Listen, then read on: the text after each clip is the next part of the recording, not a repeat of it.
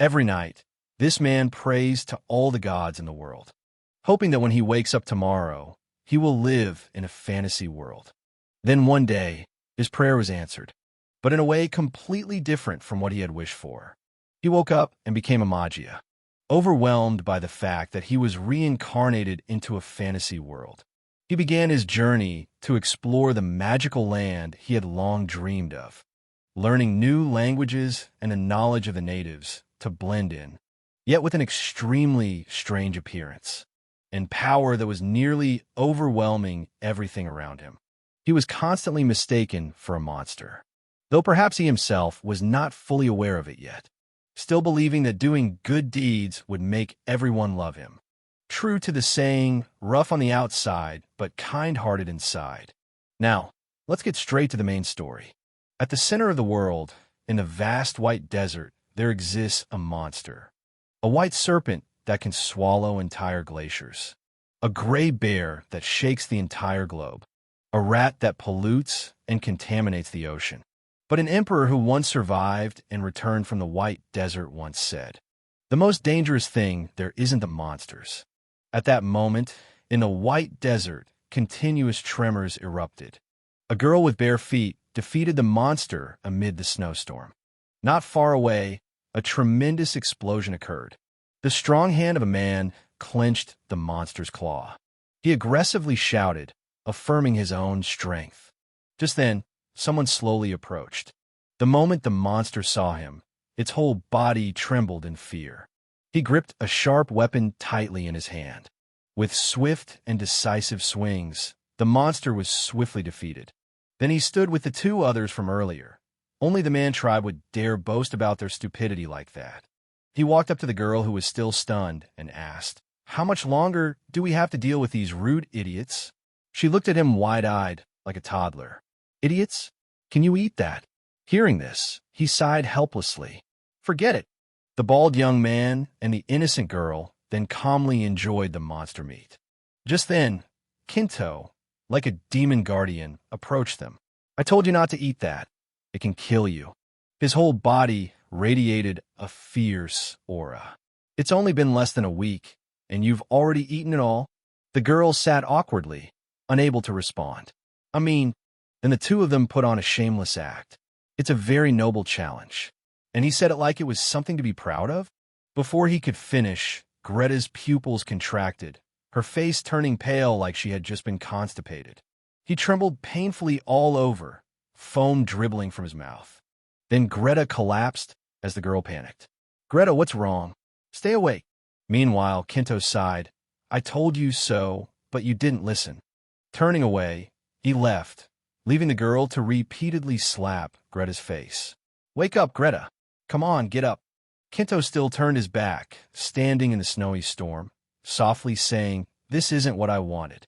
The beginning of men's monologue.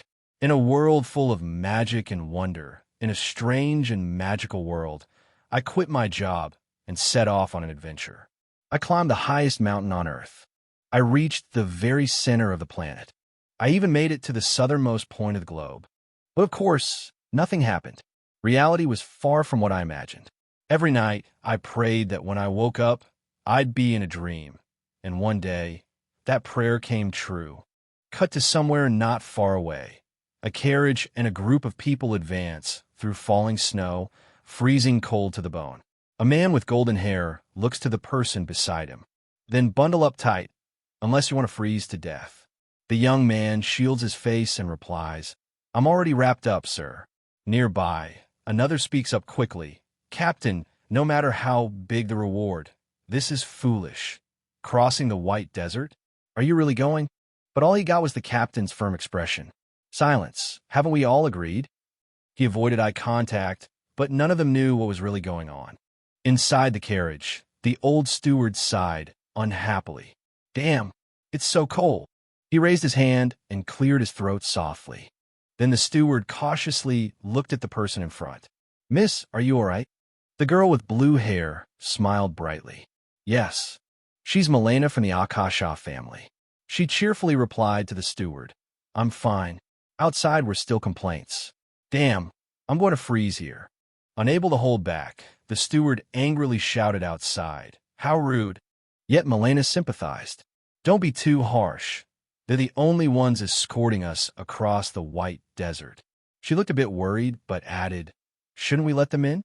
They look like they're about to freeze out there." Outside, the snowstorm raged, and people shielded their faces.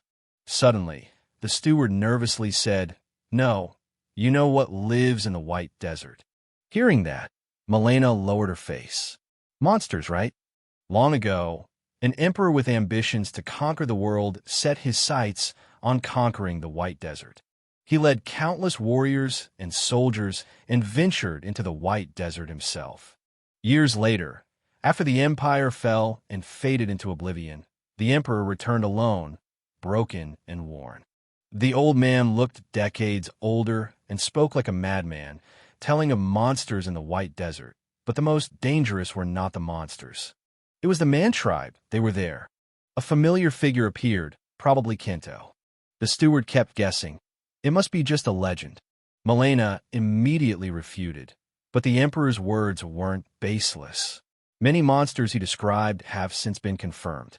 Steward 2Q Tran and Co. said no one had ever seen a man tribe member. Eventually, she accepted it. Indeed, countless stories were passed down, but none mentioned the man tribe. Outside the carriage, suddenly the captain shouted, "Everyone stop!" He gritted his teeth and looked ahead. There's something ahead. What is it? The captain squinted, trying to see clearly. Because of the thick snow, he said, "I can't see clearly." A second later, his face turned horrified. "I have good news and bad news." The team immediately urged him, "Speak quickly." The captain froze. "Damn it. The good news is it's pretty small. The bad news is..." The silhouette of Kinto gradually appeared through the falling snow, approaching them. Upon hearing this, everyone shared the same expression. The steward's eyes widened as he looked in the direction mentioned. The captain immediately raised his guard, gripping the sword at his side. His face showed constant fear and caution. The shape gradually became more human-like. White-gray hair appeared, along with a rough stomach, scars, and large wounds. Kinto proudly walked step by step toward the group, his eyes glowing with a purple light. A team member raised a shield, recognizing him as a man tribe member. Kinto's gaze was sharp like a blade, slowly scanning everyone there. Then he spoke first. "I went out for a walk because I was sick of looking at other man tribe members and unexpectedly ran into outsiders in the snow. Lucky me." He smirked slyly. Kinto showed an excited expression. "I didn't expect to meet anyone here. It's a pleasure." Then he glanced at the carriage. "Are you merchants?" They immediately confirmed yes. Kinto continued questioning. "And you are mercenaries hired to escort them, right?" The captain honestly admitted yes. Suddenly, Kinto rubbed his chin and said, "I advise you to turn back, though I doubt you will." At this, the captain's expression grew a bit horrified. Suddenly, Kinto realized something. "There's someone inside that carriage, isn't there?" Inside, Melena instantly flinched. The captain of the caravan from Lean Dunlin awaited his next words. But then Kinto unexpectedly said, "I want to be hired too." Everyone instantly raised their guard at him. "What?" But Kinto remained confident, hands on hips. "Didn't I make myself clear? I'm offering to help you cross this desert." Hearing this, the captain silently thought, "A man tribe member from legend wants to come along. Is that really all he wants?" Then he replied, "So you mean no harm?" Kinto crossed his arms and said, "If I wanted harm, you'd all be dead already." The tension broke, and everyone's eyes went wide, as if awakened. The stylish young man turned his head to look at the captain. Then he slowly raised his hand. "Did you hear that?" Melena inside remained silent. She then turned her face outside. "Yes." The steward looked confused, wondering what was going on. The captain continued. "He said he wants to be hired as a mercenary. What do you want to do?" Once again, Melena pondered and asked, "What if we fight him?" The captain hesitated as he saw the fierce aura from Kinto. "I don't recommend that."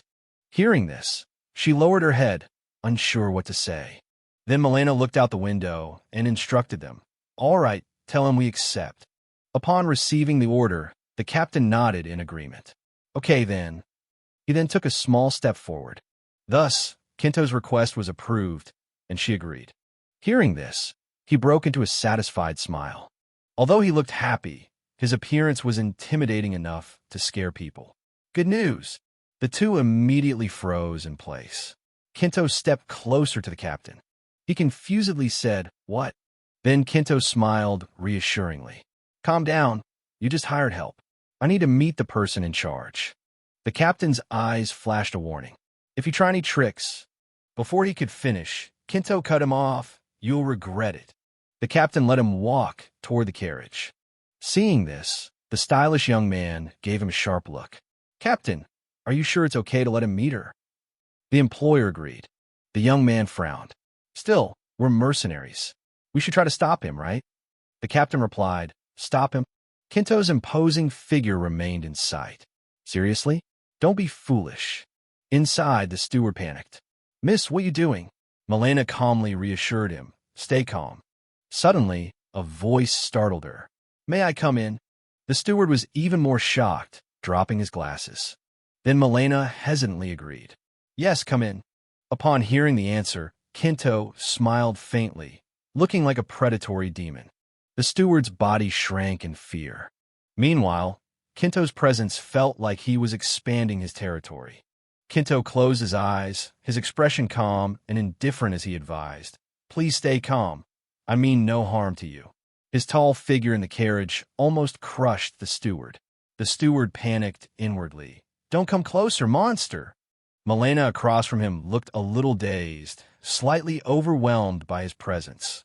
The legendary man tribe standing right before her. She shyly greeted, "It's an honor to meet you, sir." Kinto politely replied, "The pleasure is mine." Then, gazing at the snowy scene outside the window, he softly remarked, "It's quite warm in here, even though we're inside the carriage amidst endless snow." Melena was a bit surprised but explained, "Ah, that's thanks to magic." He smiled happily. "Oh, so it really is magic. You know, in this world, there are many strange sayings." She looked puzzled. Kinto looked outside again and said, "As you know, this place is extremely dangerous. Even with mercenary escorts, the chances of getting through safely are slim. That's why I'll ensure your safety. However, I have one request." His blunt words froze Melena and the steward. Melena hesitated. "One request? I'm a bit worried." Kinto reminded them, from outside the snowfield. He smiled coldly and straightforwardly continued, "The information you possess is what I want." She looked confused. "Knowledge about the snowy plains?" Kinto nodded firmly. "Yes." He even tried to persuade. "You won't lose anything." Melena bit her lip, hesitant. "I've been worried from the start. We never had a choice. There's no other way." Melena reluctantly agreed. "I understand." The steward next to her gasped, frozen stiff. Kinto smiled politely. "Very well. What's your name?" Melena placed her hand on her chest and solemnly replied, "I am Melena of the Akasha family." He was intrigued and generously introduced himself. "I'm Kinto. Nice to work with you.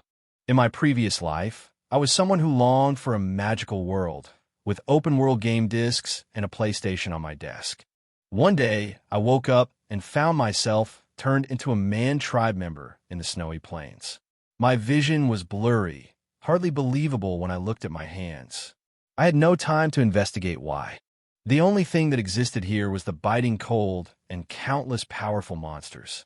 I led a tribe in the wilderness, hunting to survive, gritting my teeth day by day. I don't know how much time passed or how many years went by. I kept striving to escape this terrifying, snowy wasteland. But my hand slammed hard on the wall. The system's many notifications popped up repeatedly. Mission incomplete. You can leave the snowy plains after completing the mission. An invisible force prevented me from leaving this place. Just as I was about to give up, the silhouette of a cavalryman suddenly appeared in the snowstorm. I didn't understand why someone voluntarily set foot in this harsh place, but occasionally people from the outside world did show up, and I realized Kinto was a bit suspicious. The outside world beyond the harsh, snowy plains was the magical and mystical world I longed for. Blue skies and warm eyes. Green grass stretched endlessly, with villages and towns dotted with beautiful ancient architecture. That was exactly the magical world. From then on, I truly acted for more than mere survival. I slaughtered monsters, Mission 295, kill the gods within the time limit. I massacred monsters and completed assigned missions to escape the snowy plains, finishing Mission 295. The next mission was provided, with the belief that one day I would leave this place.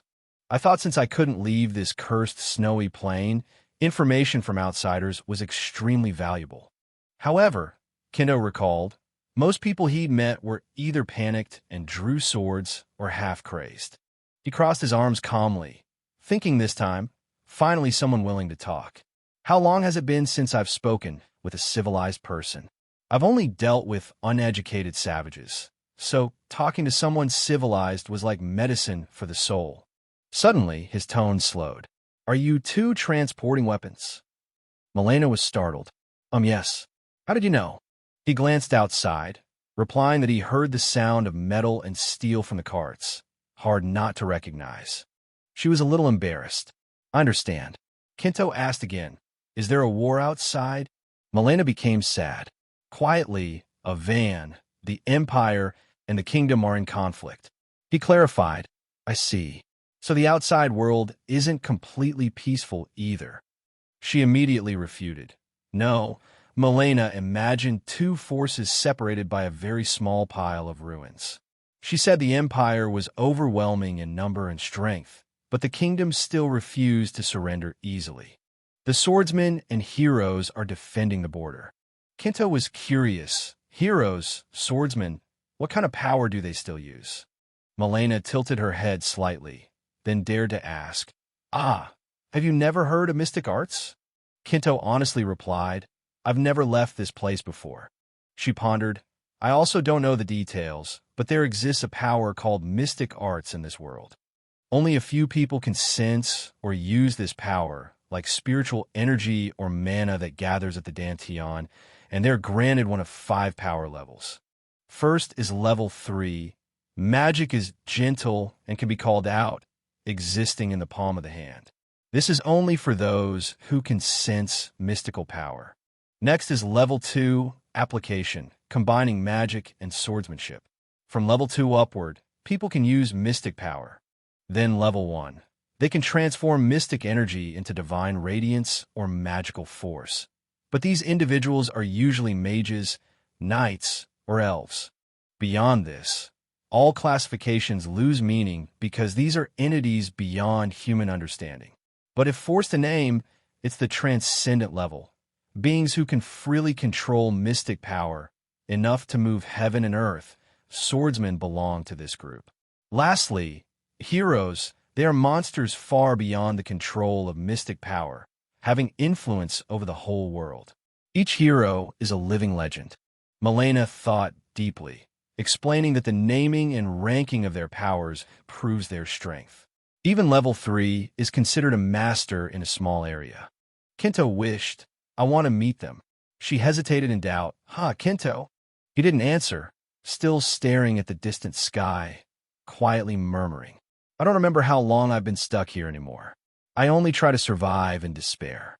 All his knowledge is the frozen snowfield between a mystical world he cannot escape. He stood on a sharp cliff. The scent of wind and snow belonged only here. Beyond, that is the mystical world. Kinto lowered his head. I truly long to leave here. Suddenly, he smiled faintly, then contradicted himself. No. His face was determined, heart sure. I must get out. Time flew by. On the roof of the carriage, they continued moving forward. Melena asked Kinto sharply, Are you really Manji? Kinto calmly replied, You could say that, looking at her expression like she had heard of him. She admitted, Yes, he is a legend.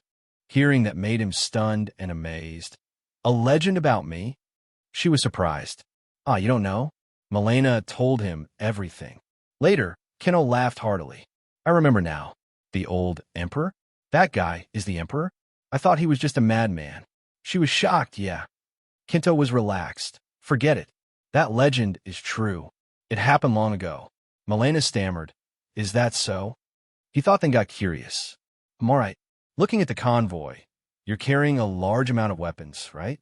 Why do you have to cross the frozen snowfield? She froze. Ah, her lips moved. We need a lot of money, Melena said gloomily. He was surprised. The reason is, Melena sadly said, our family has done business for generations and has accumulated quite a fortune. But jealous rivals sabotaged us. Now we are deep in debt. This trip is to save the family from collapse. Kinto touched his chin, speculating. A journey to solve debts, I see. So you plan to sell weapons to the kingdom at war with the Empire. I understand. She was surprised. Yes. Why do you ask? He explained. You said the Empire has overwhelming troops, meaning they have no shortage of weapons. If not the Empire, then the kingdom would need them. When supply is scarce and demand is high, prices soar. I'm not sure of the value outside, but with such an amount, it must be huge, enough to risk crossing the frozen snowfield. Melena was stunned. Kinto continued. Looks like you must face hardship crossing this place. Is there really no other way to the kingdom? Your territory borders the Empire, right? She stared at him wide-eyed, confirming exactly. Melena's mind darkened. She couldn't believe it. I heard the legend of Manji was just about a useless, rough, hoarse-voiced guy. Who are you? Her heart panicked. He really was Magia. Suddenly, a great shock made Melena snap back to reality. The horse carriage wheels shook wildly. What's that noise? Someone stammered. Then a sharp scream pierced the carriage. The man recoiled in horror. The sunset faded. The cold was sharp. Kinto calmly stepped out, his tone indifferent. We have uninvited guests. Outside, snow lightly fell, dust swirled. The monster looked like a heap of living slime mud, its red eyes flashing with hunger. The mercenary escorts were stunned. What is that? Melena was horrified, her face gray. Suddenly, a voice said, a black slime? Huh? Kinto scratched his chin, pondering. Is that its name? She nodded firmly. Yes, it's recorded in the archives. He asked, what archives? Melena explained. Many skilled adventurers have tried crossing this land for years. Only a few survived. But the evil ones left notes about creatures they met, and among them, Huxleym appeared most often. Then she seriously asked, Kinto, do you know about it? He happily replied, of course. They're persistent, and they taste quite good. Melena was shocked, spraying spray. Wait, you really ate it? Kinto sincerely offered. Want to try? I'll catch a few for you. She shivered coldly, rejecting, no, thank you. Suddenly, a loud crashing sound came. Melena startled. Outside, the black slime screamed wildly. The captain stiffened, unable to calm down. She quickly noticed something was wrong and called Kinto in panic. Kinto quietly watched outside, not answering. Melena called him again, puzzled. He calmly said, I have sworn a pact with you. Kinto closed his eyes, continuing calmly.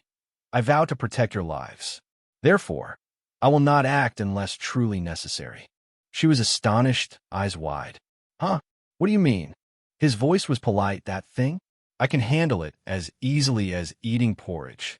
Kinto smiled softly, glancing, continuing to play a spectator. More importantly, I want to assess your team's strength myself. The black slime's chaotic cries finally snapped the group back to alertness. The captain hurriedly ordered to raise shields. The underlings obeyed immediately. Yes, sir. Just as the shields rose, the black slime rammed into one of them. The man's legs were pushed back on the snow. He struggled to stand. But it didn't last long. He was hit and flew backward. Another saw this and quickly jumped up, wielding his staff, shouting fiercely. A loud explosion sounded. He was thrown, hitting his head, coughing up blood. The staff slipped from his hand, falling on the snow. Purple smoke rose from it. Someone asked fearfully, what the hell is that? The black slime became crazier, raising its body and roaring loudly. The captain shouted firmly, Huxleym can only move in straight lines. Spread out and attack together. The mercenaries quickly acknowledged, understood.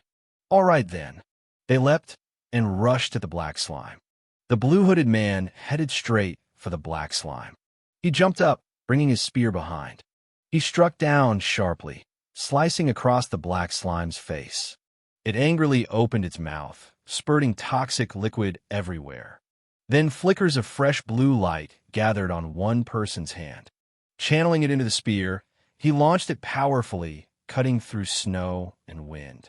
The spear immediately pierced the large black slime amid the amazed eyes of comrades.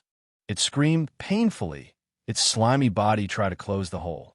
Meanwhile, the mercenary captain kept using mystic power on his sword, urging his men forward. A blue-green light streaked beautifully. He anxiously said, "Normal attacks are useless. Aim for the core magic node inside its body." Understood. Time passed with dozens of consecutive slashes and stabs. Finally, the captain lifted his sword high, then thrust down strongly, releasing mystic power. The three red core node shattered. The slimy sound lasted. The slime melted away, leaving shattered core pieces on the white snow. They all breathed a sigh of relief, then suddenly cheered excitedly. "We did it!" Melena was happy. They joyfully celebrated having defeated it. Kinto silently watched as they continued on. They encountered a giant snow wolf. "Wait, another monster. Aim for its neck." Some struck, some stabbed. Others defended. Positions were all assigned. Finally, with the group's effort, the monster's hot breath was cut off. This was what they needed to remember. The heavy sound of falling.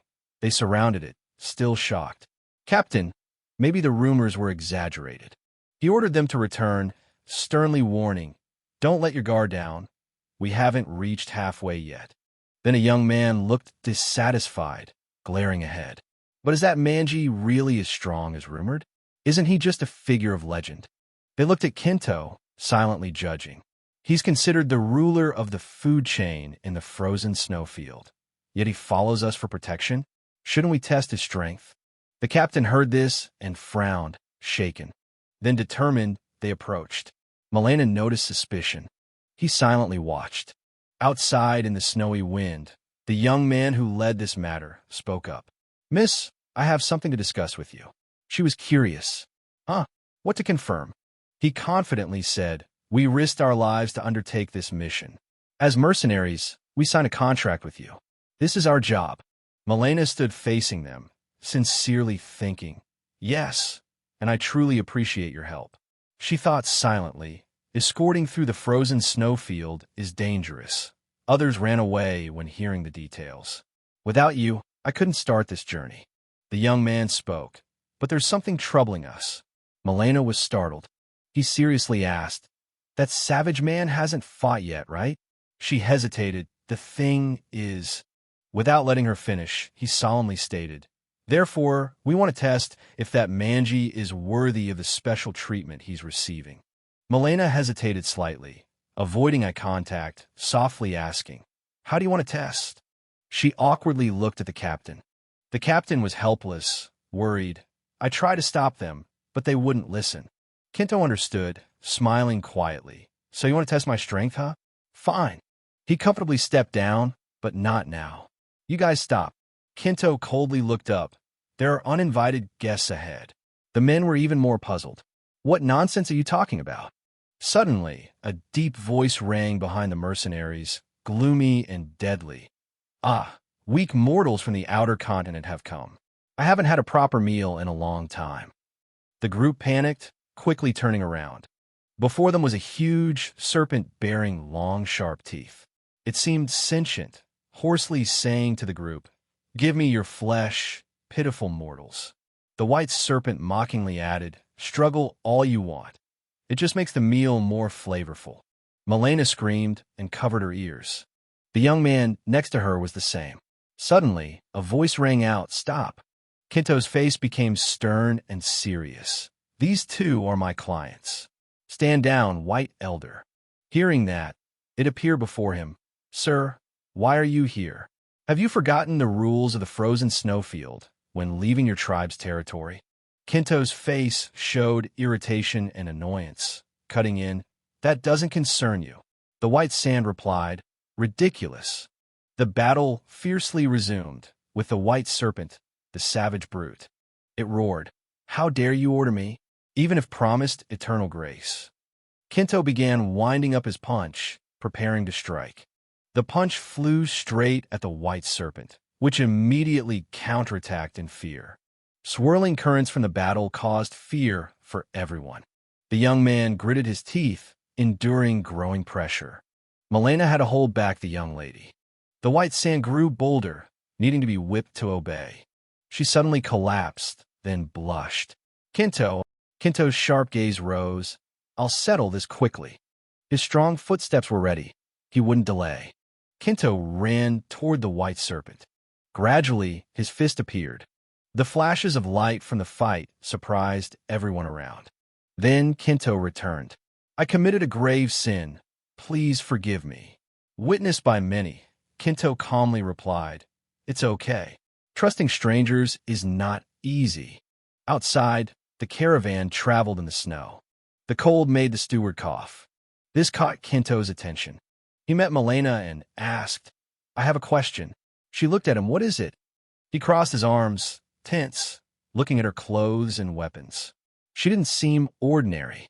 "Why are you risking this dangerous journey?" Hearing this, she quickly answered, "I am the eldest daughter of Velika, a concubine of Lord Kazakh Akasa." Hearing this, Into asked, "A concubine? So you're the child of a lesser wife?" She replied, "Yes." Then Melena began telling her past. She came here for a political marriage, but was abandoned. A pitiful mother without real power. Kinto sympathized. "I see." Melena clenched her hands and continued, "My mother and I only have the family name, but are nothing. We are treated like servants." She was confident but looked down. "I didn't mean to say this much." Not long after, Melena firmly said, "I voluntarily joined this journey." Kinto crossed his arms, facing Melena. "Really? Even though this journey is full of risks?" She didn't dare look him straight in the face, hesitatingly, but someone had to, setting an example. Kinto smiled. "I see, you're quite sharp." Melena was surprised. "Huh?" Losing confidence again, she silently listened to him explaining, and she even had big ambitions. "She's really ambitious." She sweated nervously. He, Kinto, and Melena all looked toward the window. "It's here, right?" The mercenary captain arrived, surprised by the scene. "The scenery here is beautiful. This is my home." The butler bowed respectfully, thanking Kinto a lot. Kinto asked Melena how she intended to return. She replied they would go through the empire. He smiled because she had sold the weapons, so no longer held contraband. Crossing the border wouldn't be too difficult. Kinto stared at her intently. "Kinto." Suddenly, Melena added, "You said I'm sharp and ambitious. What does that mean?" The butler and Melena glanced at him. As said, she's intelligent but also very ambitious. Kinto spread his hands forward, analyzing that her family was once highly respected but now faced crisis due to bankruptcy. Though she was the child of a concubine, if she opened the path herself, she could save the family on the brink of collapse. She stood pondering for a long time. A pitiful face appeared, then she thought about who her followers would trust and follow. Her goal is to seize real power in the clan, right? "Sir." Kinto lowered his voice slightly, softly saying, "Am I wrong?" Hearing that, she immediately thought, a perfect response, her answer, right? Her thoughts grew dense. A precise answer, yes, typical for a concubine's child who must face dangers to inherit the family. Melena focused on him, then thought, this man is really sharp. He's not like arrogant thugs or the brute strength that can easily defeat the white sand if that force were on her side. Then she loudly said, "Kinto, hey, if you intend to leave the frozen plains, you will have nothing to do." Suddenly, Kinto froze hearing her ask, "Why not come with me?" Kinto politely replied, "Now I refuse. I have tasks to complete." Melena lowered her face and lightly smiled. "I understand." She clenched her fists tightly. Then, immediately, she presented a necklace. "Will you accept it?" Melena smiled broadly. "If you ever go outside and find the Akasha family, show them this photo." Not to disappoint her, he responded with a bright smile. If this is a gift, I gladly accept it. The accompanying butler expressed respect, sincerely thanking. Kinto looked at the necklace with regret. One day I hope to reunite. She quickly replied, definitely. Then Kinto watched the carriage leave, feeling heavy sadness. After a long time, 5 years later, the frozen plains. Finally, all conditions were met. System message appeared. Mission 784 complete. Rewards given. Conditions met. You can leave the frozen plains. Kinto walked courageously. Finally, my first step. A bright smile revealed into the fantasy world I longed for. Kinto closed his eyes to enjoy the scent of fresh grass and wild animals. The smell of rivers and streams. None of these existed in the snowy plains. Kinto smiled lightly, his face full of enjoyment. Very good. Truly wonderful. Opening his eyes, he proudly looked around. Before, he stood where the snow shouted, "Damn snowy lands," hoping never to see people again. But here, the scenery is fresh and pleasant. This is the magical world. It's green, with gentle sunshine, the world I once dreamed of, a place I thought I'd never touch. A world full of wonders and the unknown. Even if I started in the worst way, I survived. Kinto thought, if so, I will enjoy this world, magic and swordsmanship. Storms and elves, everything a fantasy world could bring. He stood still on the lush green grass. Without that desire, maybe I'd have died long ago. The snowy lands are hell, where mere will to survive isn't enough. Looking far away, he felt strange. He thought he sensed a place ahead full of vitality. Kinto seemed to discover something, then smiled brightly. Surely that is a village. Could be I finally see a real settlement in this world? Kinto recalled a man and a little girl covered in snow. Back in the snowy lands, I tried explaining to some stupid manji guys the importance of having proper shelter. They just dug holes in the snow and stared at me as if I spoke alien language. I really miss human villages, sturdy, precious. He closed his eyes again, wondering what to say when introducing himself. Should I ask about history or the classic type? What world is this? Kinto looked at the mountains and the green trees. Whatever happens, I'll approach politely. The old trees here were well cared for and very lush. Then an elder elf's arm pointed forward and began, clearly declaring the elf village from now on will be our new home. Hearing that, villagers from old to young cheered happily, faces bright. Standing on high ground, he loudly ordered two to help unload luggage, while the villagers below were extremely excited, shouting continuously. Suddenly, a young blond man approached and spoke to him. The elf village elder responded coldly and a bit annoyed. "What's the matter?" The young man stammered. "Is it really safe here?" The elder closed his eyes tiredly. Safe. Other villagers busily packed with happy moods.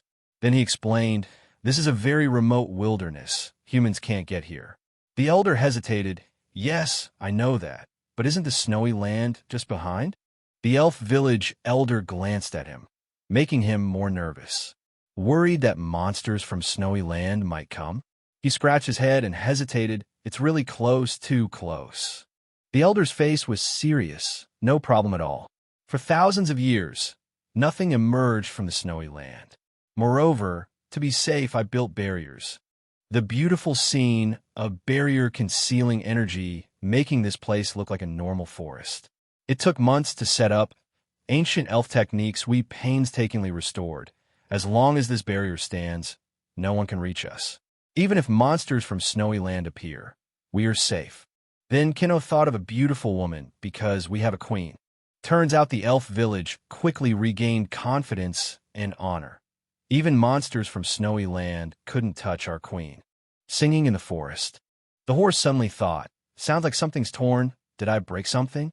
Slow steps from unfamiliarity to discouragement. "How far must I go?"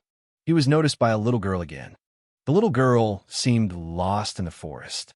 He was surprised at the scene. An elf, really, one of the first races thought of when mentioning the fantasy world. A perfect elf woman appeared in his mind. Kinto smiled with joy. Unexpected to meet so soon, Luckily, she smiled at me. I'm glad I survived everything. The girl was terrified and cried in the forest. I'm so scared. I don't know where I am. What to do? Maybe I went too far. Sitting down to rest, the tree shade seemed to cover, but it didn't. The girl was startled by this figure. Kinto, with a large body and scary face, suddenly smiled at the little girl. Hello. Because he was so huge like a real monster, she froze for a few seconds. Then fainted. Beautiful scenery and birds flying by. Kinto didn't know what to do with this girl. He also froze for a while. The girl fainted. He squinted. I didn't even get a chance to say a word before she fainted. Seems I should take her back to the village. Kinto walked thinking of beautiful scenes. According to legend, elves are peaceful, hard to organize. If I bring back a fainted child, maybe they'll see me as a good person. How hospitable are elves? The smile always on his lips. Honestly, I'm a bit excited. His big hand gently lifted the girl. Suddenly, villagers noticed and shouted in panic. No way, a human here? No, my child. Everyone was cautious of Kinto. Some held weapons, others cried. Who are you? How did you break the barrier? Kinto lost interest. This is not going according to plan. The mother cried, worried for her child. The elder was also shocked. This place shouldn't have humans. Why is he here? There should be a barrier. Why? People around shouted urgently. Elder, there's a crack in the barrier. He shook his head. Impossible. Where is the queen? People panicked. The king was probing nearby. Kinto raised his hand to explain, but couldn't stop the villagers. I am not your enemy. The mother worried about her child. If you don't return her, I will chase you to the ends of the earth. The elders sat down defeated. I am exposed. This barrier was built by ancient elf secrets. Ordinary people can't breach it. If broken, it must be a prepared human. He glanced sharply. They think I'm a spy. Looking down at the girl, I must explain this clearly. The noise woke the girl. Her eyes opened. Kinto immediately set her down. Hey, go back to your people. Stepping down, the girl looked back. The scary face of Kinto made her break into tears. Tears began to flow uncontrollably, running quickly to her parents. Could my face really be that scary? He froze for a moment, back in the snowy land. I thought my face was quite normal. Facing the villagers, anyway I returned the child. Elves, as you see, I am not your enemy. He shouted orders loudly. The hostage was released. Then everyone used arrows and attacked. Kinto couldn't explain, not even aloud a word. His face darkened. Elves are wilder than I thought. According to legend, elves hate. Then he thought of beautiful scenes, a peaceful race, straightforward, loving nature, seeking harmony. But elves in reality are brutal and fierce. Well, elves live in the wild. Scenes of animals biting each other appeared. Wild means survival of the fittest, not peaceful. By that logic, their cruelty is reasonable. Kinto propped his chin, thinking about the arrows, realizing the reality. Strange, what magic device is he using? There must be limits. Continue attacking, but Kinto stayed calm. Then he prepared his hands to cast magic. Calm down. The magic gradually revealed itself, hands clasped together. His eyes gleamed with a purple light. An explosion accompanied by a whirlwind was unleashed. This caused everyone to panic, to the point that they had to dodge all his spells. Defensive adjustment. Kinto's magic sent everyone flying high into the air. This battle echoed far and wide. The elder of the elf tribe trembled, eyes purple with shock, overwhelmed by the scene. What the hell is this? C.A. Theo made a big hole and stood upright, facing the villagers. I'm not your enemy. Hands clasped. Thinking deeply, he regretted underestimating his own power before the elves could even speak halfway. Suddenly, a missile shot past Carthel's head. It exploded with a loud bang. The elder of the elf tribe was stunned by the scene. Long white hair, wearing familiar blue slippers, standing above, none other than Marcia Haitian Karuja, the queen of the Leaf tribe. She held her weapon firmly and asked the villagers what had happened. He held a staff, a human ready to attack. Then she slightly lowered her face, signaling it was time. Gently raising her head, she said, "Even this place isn't safe."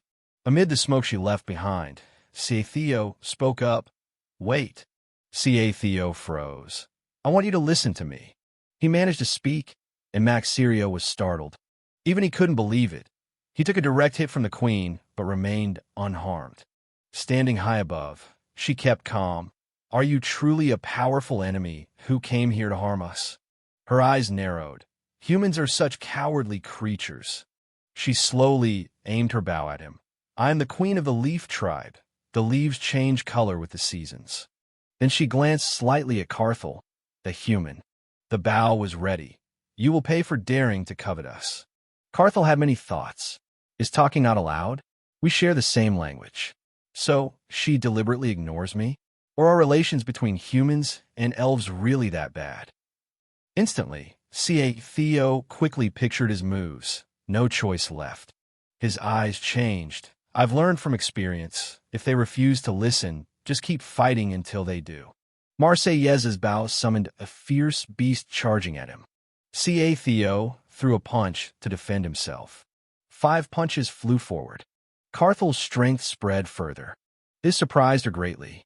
Unexpectedly, Kinto regretted using too much force.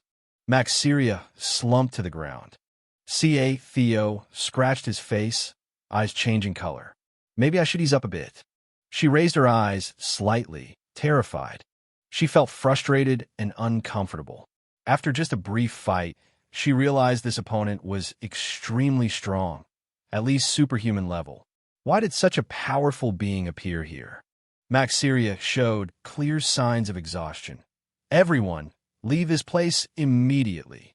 Everyone panicked but hesitated a little. Your Highness, she angrily shouted, move quickly. All of you run now. The villagers obediently followed. Yes, ma'am. Everyone ran quickly. Marcia's anger peaked. Humans, I admit your power, but you will never succeed. Carthel was upset that no one let him explain. No, I only want to talk. Why is everything so messed up?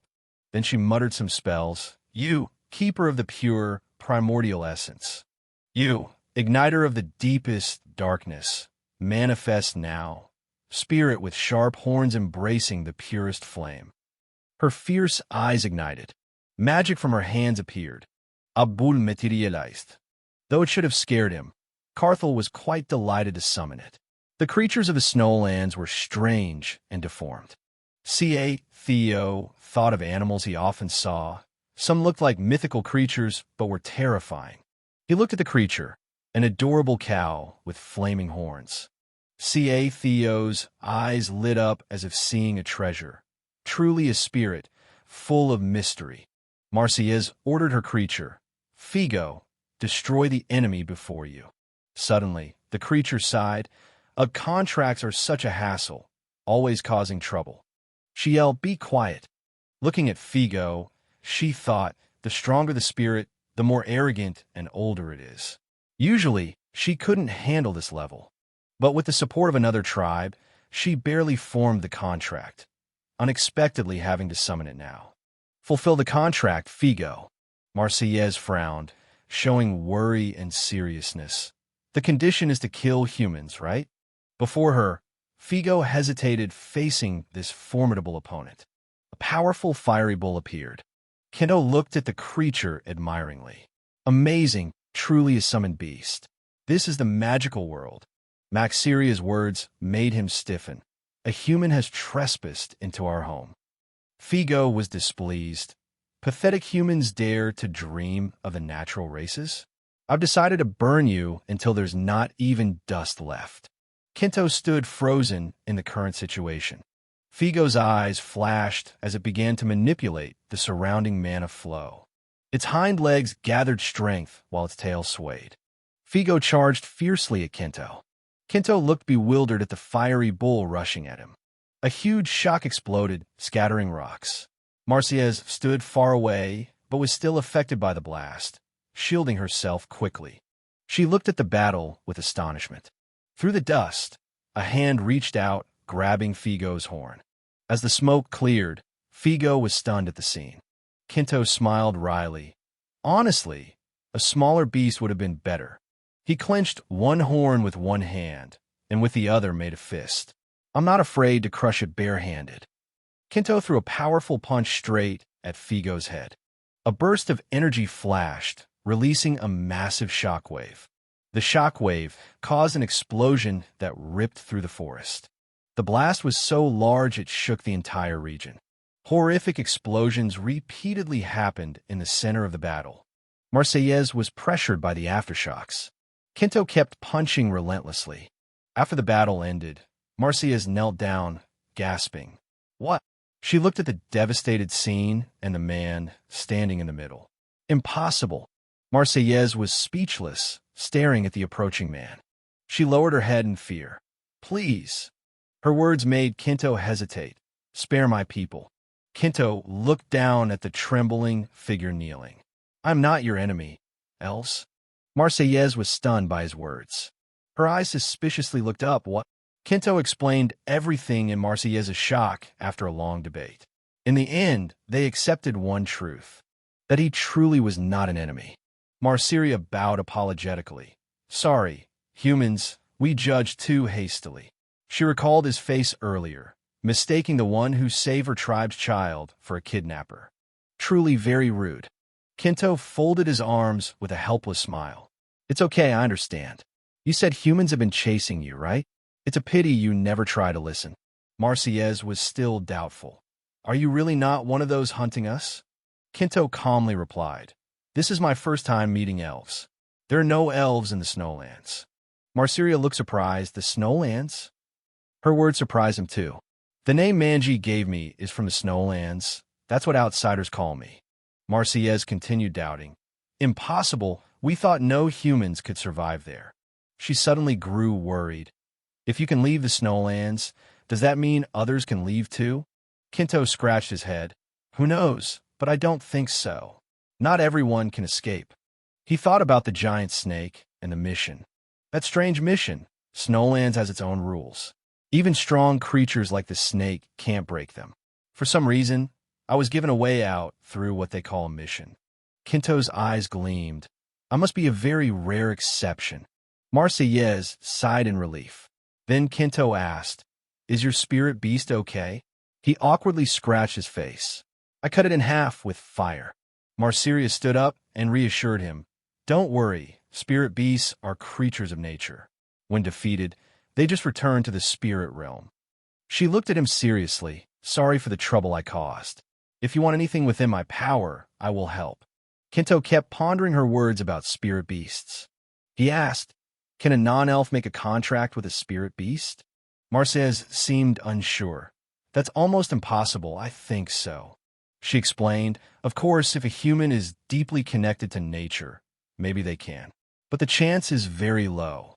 Marcia fell silent before his sharp words.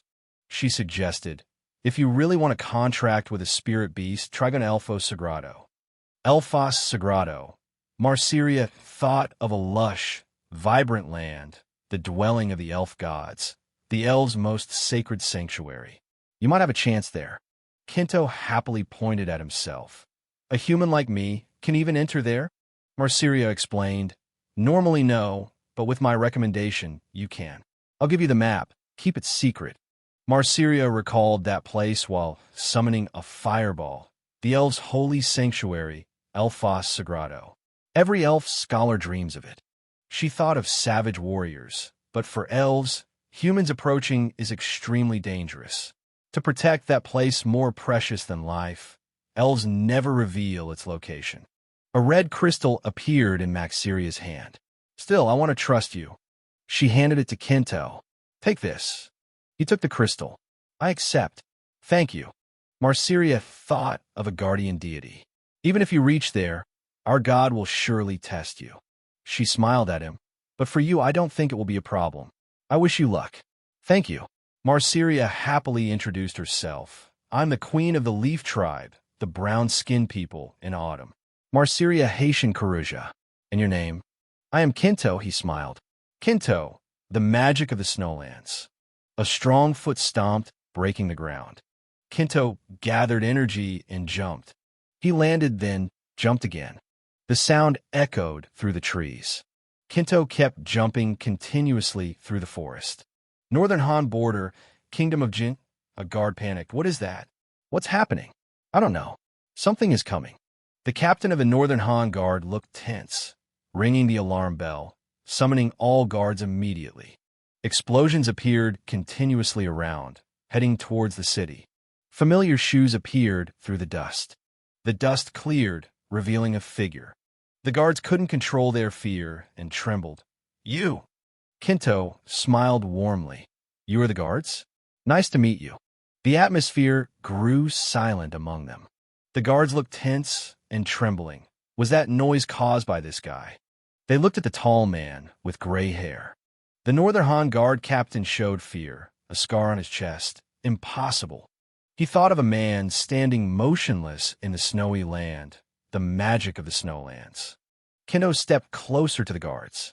The guards raised their weapons cautiously. Stop there, one more step, and we attack. Kinto calmly explained, I would appreciate it if you calm down. I am not your enemy.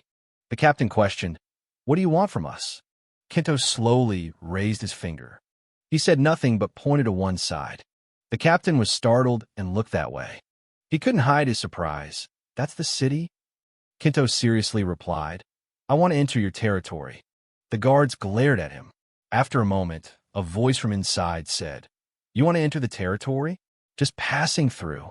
Kinto thought, If possible, I want to stay a while. I'm not sure how long. The captain asked, So you plan to stay? What's your name? I am Kinto. The captain continued, Do you have a guarantor or identification? I have nothing like that. Kinto's eyes suddenly changed. He remembered Melena giving him an item. Thank you. Kinto, if you leave, please present this if you want to visit House Akasa. Kinto took the token from his pocket. He placed the item on the table. Can this serve as identification? The captain looked surprised. What is that? Kinto sat cross-legged. It's the House Akasa emblem.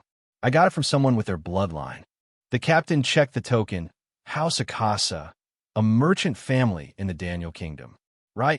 The captain admitted, they visited the Snowlands a few years ago. Kinto was surprised. You know them?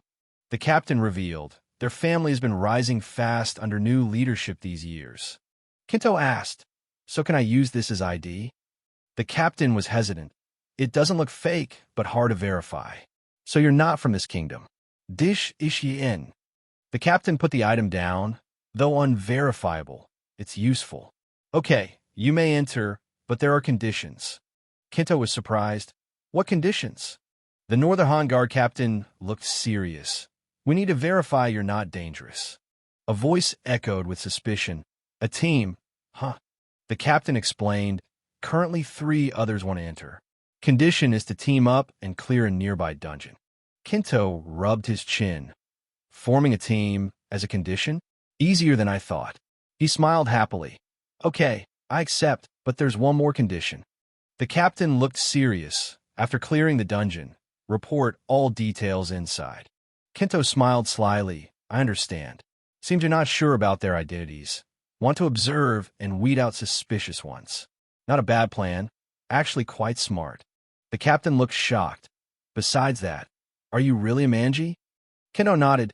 Yes, I am. What business? The captain whispered fearfully. I always thought manji were stupid. You're the first to make me reconsider. The Northern Han Guard captain stood up. Enough talk, let's go. A man with a mustache sighed. Though it's law, going into a dungeon with thieves like rats is annoying.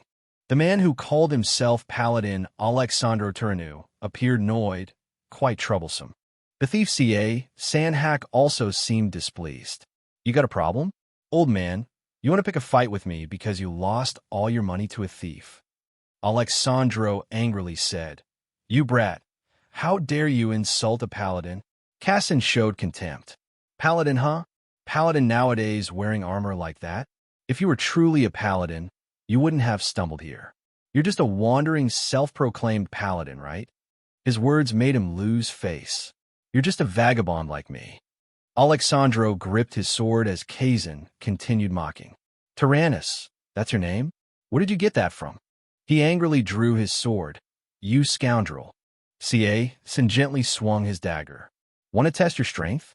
You think those rusty scraps can withstand my blows? The blade of Sin began to emit a strange, shimmering blue vibration. Alexandro also tightened his grip on his sword. The clashing metal emitted dazzling platinum flashes.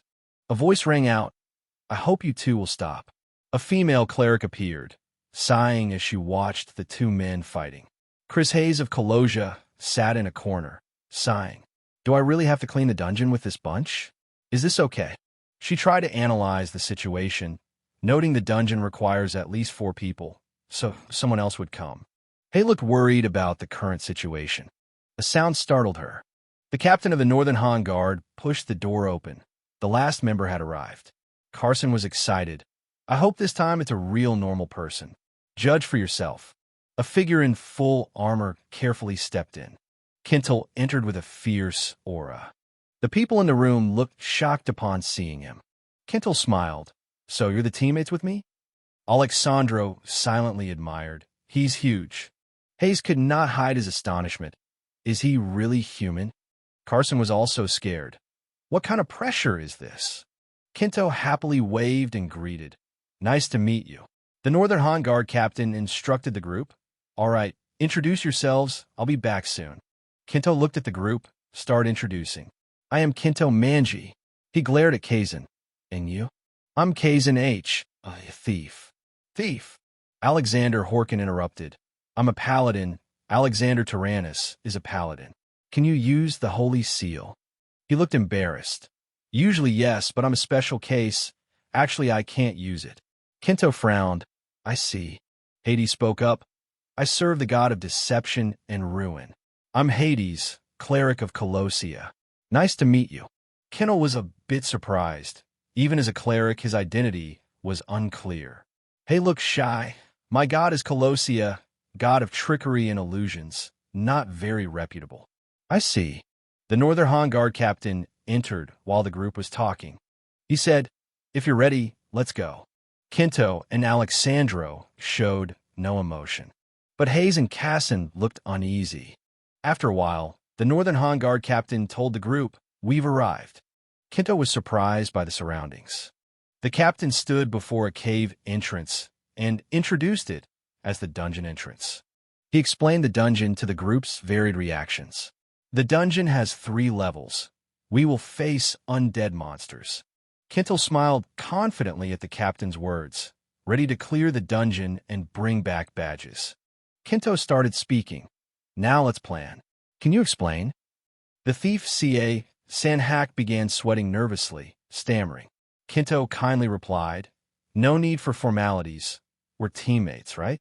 The thief nervously scratched his head and forced a smile. Hay started to get serious. "All right then." Hay seriously assigned roles. Kinto and the knight will be the front line. I'll handle detection. The female cleric supports with magic from behind. What do you think? Kinto's eyes lit up with enthusiasm. C.A. Sanhak laughed awkwardly. The 4 formed a strong, passionate team formation. "Let's go." Scene shifted to night. The 4 looked worried and alert on the way. They were near the battle site, but it was very dark. Hay was scared. "Oh no, I can't see anything." C.A. Sanhak sweated nervously and worriedly. There were no guards or traps. Everything was unusually quiet. Suddenly, the thief's sharp eyes noticed something strange. He walked to Kinto, patted his shoulder. "Wait, stop. Monster cave." Kinto frowned. "I don't see anything, but..." Kazanhak pointed to bones scattered on the ground. "Do you see those bone fragments? Those are skeleton soldiers. If we step forward, they'll revive and attack." C.A. San's sharp eyes thought coldly. As expected, that vile Captain Guard knows everything. This dungeon isn't a trial, but a trap to eliminate outsiders early. Kennel listened to C.A. San and pondered, "Skeleton soldiers, huh?" Carson Hack continued explaining and warning. "Skeleton soldiers aren't easy enemies. Even if injured or limbs cut off, they still move. Their bodies made of bone make them very tough defensively." The dungeon difficulty surpassed expectations. Carson Hack arrogantly began assigning tasks. "Hey, cleric, get your spells ready. Old man, prepare your shield well. Kinto, you must be ready too. I'll focus on finding weak spots during battle." Even if their bodies are destroyed, they still move, so aim for the neck. Because they're tough, you need multiple hits on one spot to defeat them. Kinto praised. Excellent leader. Got it. Sin Hack stepped forward, towards the skeleton soldiers on the ground. Kinto's eyes widened. Whoa! The skeleton soldiers stood up, ready to fight. Alexandro prepared his shield firmly. Hayes clasped his hands, chanting spells. Hack also assumed a focused battle stance. The battle began. Kinto struck a punch that shattered a skeleton soldier instantly. The skeleton soldiers were defeated so quickly and easily by Kinto, it surprised everyone. Everyone was stunned. Kinto joyfully said, "Oh, Casson, you were right, just destroy the head," and they stopped moving. Carson smiled awkwardly, amazed at Kinto's ability, but thought, "This isn't what I expected." Skeleton soldiers are made of bone, which is as hard as steel and difficult to break. Without aura, even experienced swordsmen can't easily chop bones. Plus, they're enhanced by dungeon magic. The only way to kill them is to attack their necks, breaking the vertebrae. It's unbelievable they can be blown apart so easily. Sin's sweat ran cold on his face, eyes tense. He pondered Kinto's strength. I knew he was strong, but not this strong. Is he really human? The three in the team were still stunned at how easily Kinto defeated the skeleton soldiers, who seemed like tough opponents. Kinto tiptoed happily.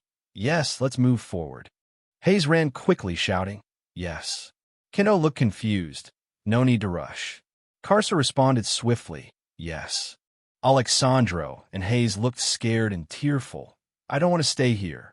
After a few steps, Kinto stopped, sensing something unusual. Skeleton heads appeared under his feet. The people behind called Kinto, but he was silent. The scene showed many skeleton soldiers scattered on the ground. Aishjautid, skeleton soldiers. Carson also realized something was wrong. This time, they were truly alive. Suddenly, Kinto said, "Can I ask you something?" The others asked back confused, "What?" Kinto coldly and arrogantly said, "Let me handle these damn bones myself. I want to check a few things." Casson quickly agreed, "Sure, do as you like." His face brightened like he'd found gold. Kinto's eyes glowed purple, smiling mysteriously. "Thanks a lot." The battle began. Skeleton soldiers slowly stood up with weapons. The others wondered what Kinto planned. Kinto was casual and confident, curious about their strange structure. Skeleton soldier swung a weapon at Kinto, but Kinto easily held the sword with 2 fingers. Kinto raised 2 fingers in front, closed them, and purple light shone as he began a technique. What now? Around the skeleton soldier spread a strange jade-green glow. It raised its sword ready to fight. The sword flashed on a piece of wood. The skeleton soldier attacked Kinto. But Kinto easily dodged by tilting his head. He grabbed the skeleton soldier's arm, smiling smugly. Suddenly, the skeleton soldier's hand fell to the ground with the sword. Kinto carefully looked at the remaining light on his hand. The skeleton soldier, missing a hand, looked confused and angry with a pig-like face. Its eyes glowed jade green with resentment. It readied its sword again, ready to fight. Kinto laughed. "Ha. You can even switch hands." The skeleton soldier lunged at Kinto. Suddenly, he grabbed its other hand and broke it. Strange light appeared at the skeleton soldier's feet. The skeleton soldier attacked Kinto more fiercely. But Kinto easily held it again, laughing and enjoying the fight. It even changes position. Human brains are not ordinary. Looking at his 3 teammates, Hayes was worried, trembling, sweating cold.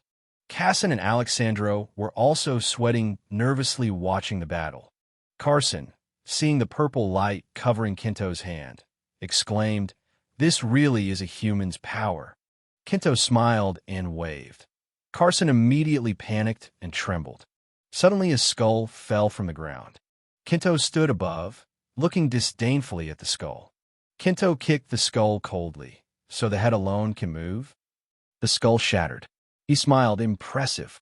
After a while, Kinto dusted his hands and said, "Did you wait long?" "Sorry for the wait." Carson immediately said loudly, "No, do what you want." Kinto replied, "Thanks." Kinto stepped forward. He smiled. "All right, let's continue." The other three agreed immediately yes. After a while, Kinto stopped. He looked down. Carson H. said, "This is—" A ladder appeared before them. Carson said, "Second floor." Kinto's group quietly descended. Alexandro cautiously looked around. After a while, Carson H. removed his face mask and exhaled. He said, maybe we should rest a bit." Kinto looked back at everyone. He rubbed his chin and said, "You're right. A short rest is good." Carson H. kneeled and bowed. "Thanks." Kinto crossed his arms and closed his eyes to rest. The other three sat down awkwardly to rest. Kinto said, "I have some questions about this dungeon." Kuish asked, "What?" Alexandro opened his eyes. Kinto smiled gently. "Honestly, I don't know much." Case panicked, realizing she offended him. "No. Curiosity is admirable. I don't know much either." He thanked her. Case looked at him. "What questions do you have?" Kinto looked at happy townsfolk and said, "This dungeon is quite close to the territory." He thought, "So, is there no problem with the dungeon and monsters?" Case explained basically monsters don't spill out. Exceptions exist, but are controlled and handled beforehand. Carson H. rubbed his chin and coughed. He recalled dungeon scenes. Dungeons are natural phenomena, sometimes caves, sometimes towers. They usually appear near populated areas. Kinto seemed to realize something, so that's why this dungeon is here. Case said when a dungeon appears, the territory assesses danger. Then outsiders, mercenaries, and guards handle it. Kinto smiled as if hearing something interesting. He asked, "So there are no dungeons inside the territory?" Case shook her head. "No. Dungeons only appear at a certain distance, away from population." Kinto nodded. "I see." His face lit up happily. "If it's a dungeon, there must be rewards for clearing it, right? Keys, imagined treasures. Yes, at the last floor there's a boss. If defeated, you get various rewards. Rewards for a dungeon like this won't be bad." Kinto said quietly, "Like playing a game." Case asked curiously, "What's a game?" Kinto answered, "Just mumbling." He looked at her. "I have one more question." Case hesitated. "Go ahead." He seriously asked, "Who created this dungeon?" Case was stunned with question marks above her head. "What?" "It's natural. No one created it." Kinto imagined a hand controlling the people. "That sounds unbelievable." "First, they always appear near populated places as if someone arranged for us to explore." A snake coiled around an apple appeared in his mind. He thought they appear near crowds with tempting rewards. Kinto coldly said, "It seems more like a man-made setup than a natural phenomenon." Case was startled and admitted, "That makes sense. I never thought about it that way because I always thought it was normal." H bowed his head thoughtfully. "Actually, I never thought deeply about it. No, I never did. Because it's a clear principle, an undeniable truth. Could this mangy guy dare to doubt such a clear truth?" He sweat nervously, thinking the guild has always been stupid and cruel.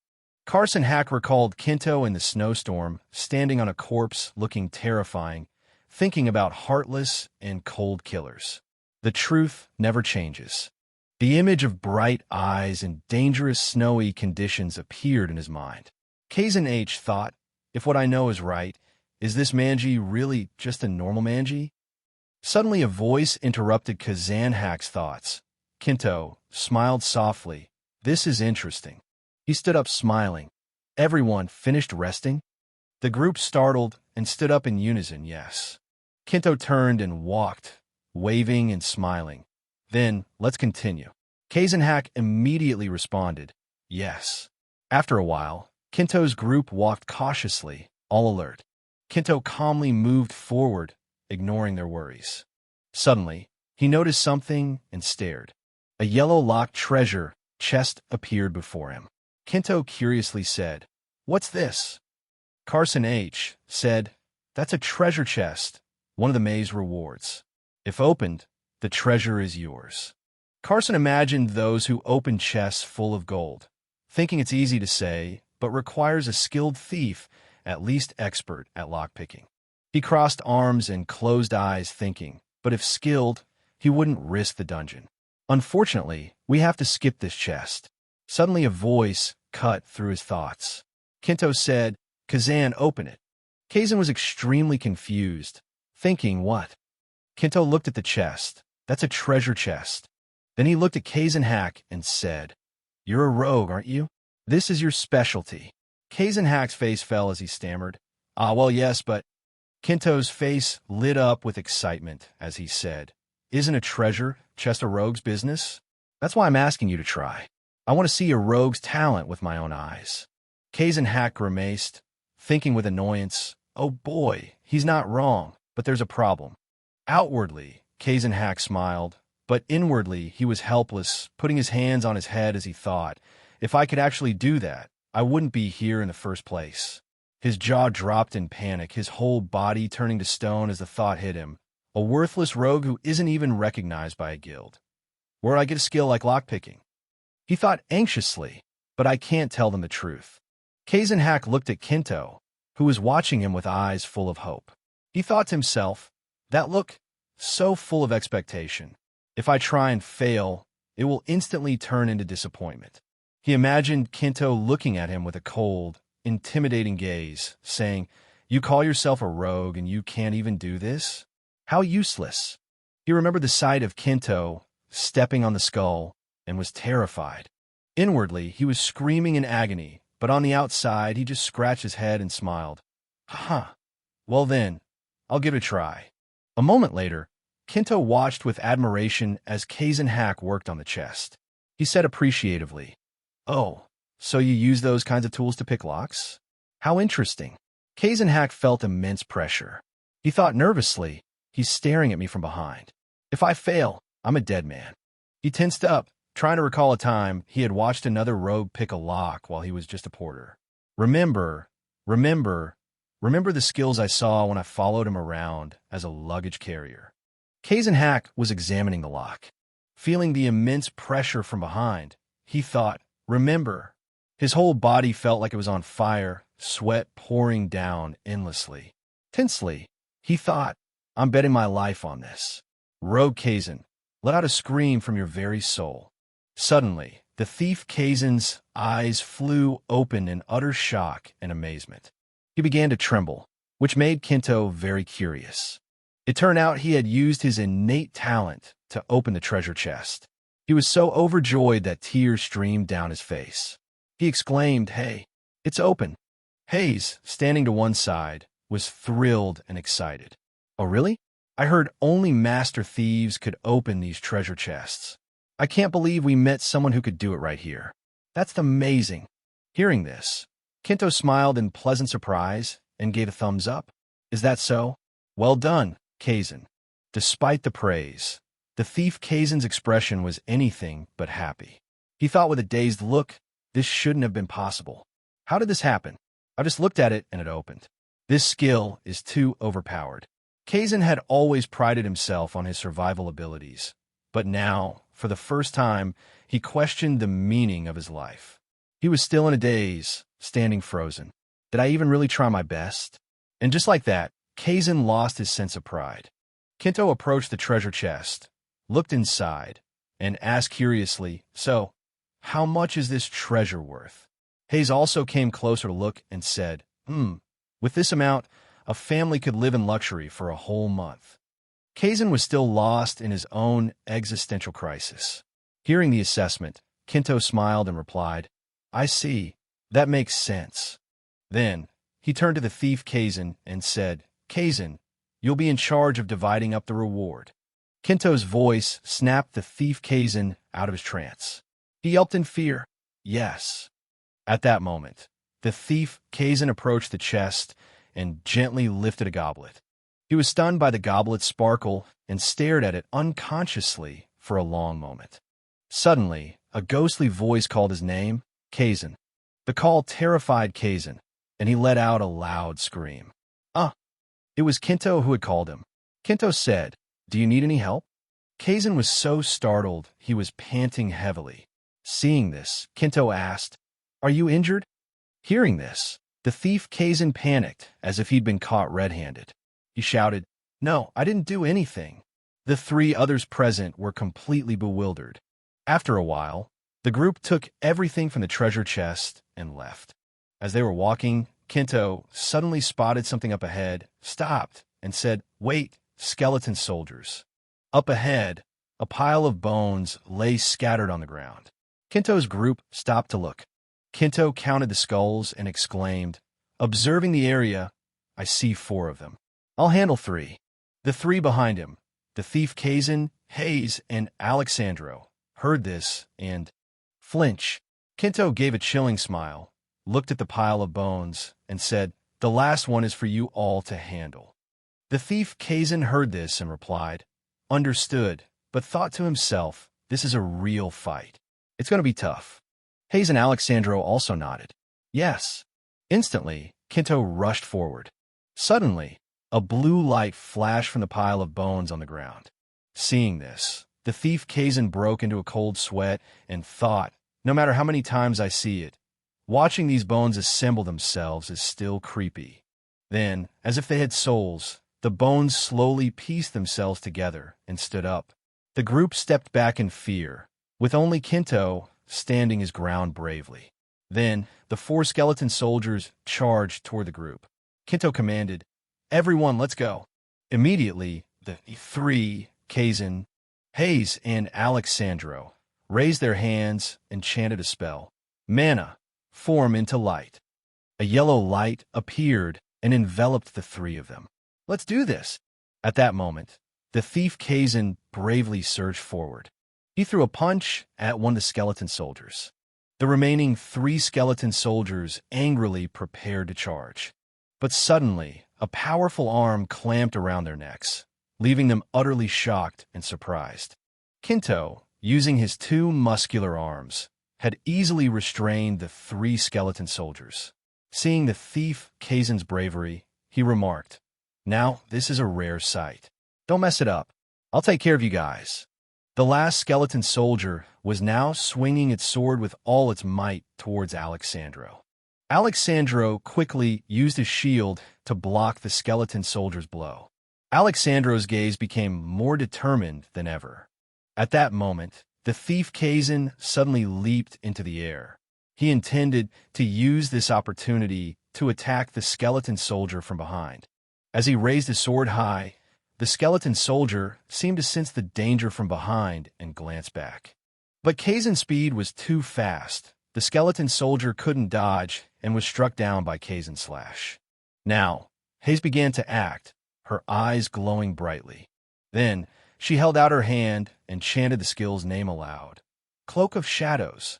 Instantly, it seemed Alexandro was empowered with new strength, and he dashed forward with blinding speed. Alexandro quickly landed a surprise slash on the skeleton soldier. The skeleton soldier collapsed to the ground. Its skull began to crack. However, it didn't die and instead roared in anger. Kinto, watching his comrades from the side, smiled cheerfully. "Ha!" He held 2 large rocks in his hands and said happily, "I never expected to witness such perfect teamwork." Kinto smiled chillingly and said, "Truly a rare find." Then, Kinto casually crushed the large rock in his hand into dust. Kinto smiled and said, "Now then, with the trouble dealt with, it's time to enjoy ourselves."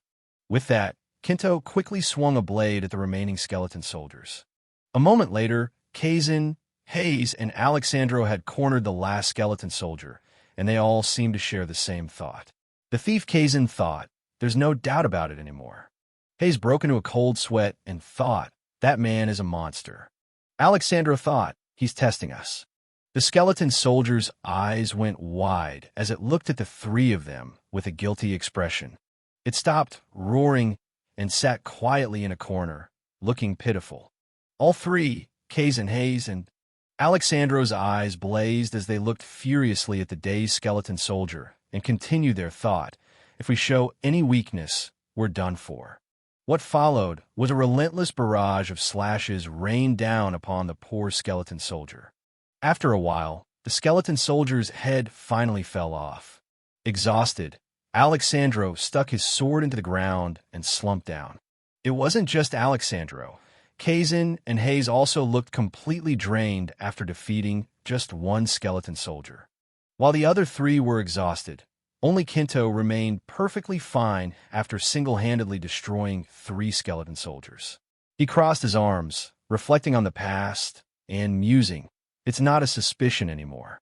The people of the snow plains are quite capable.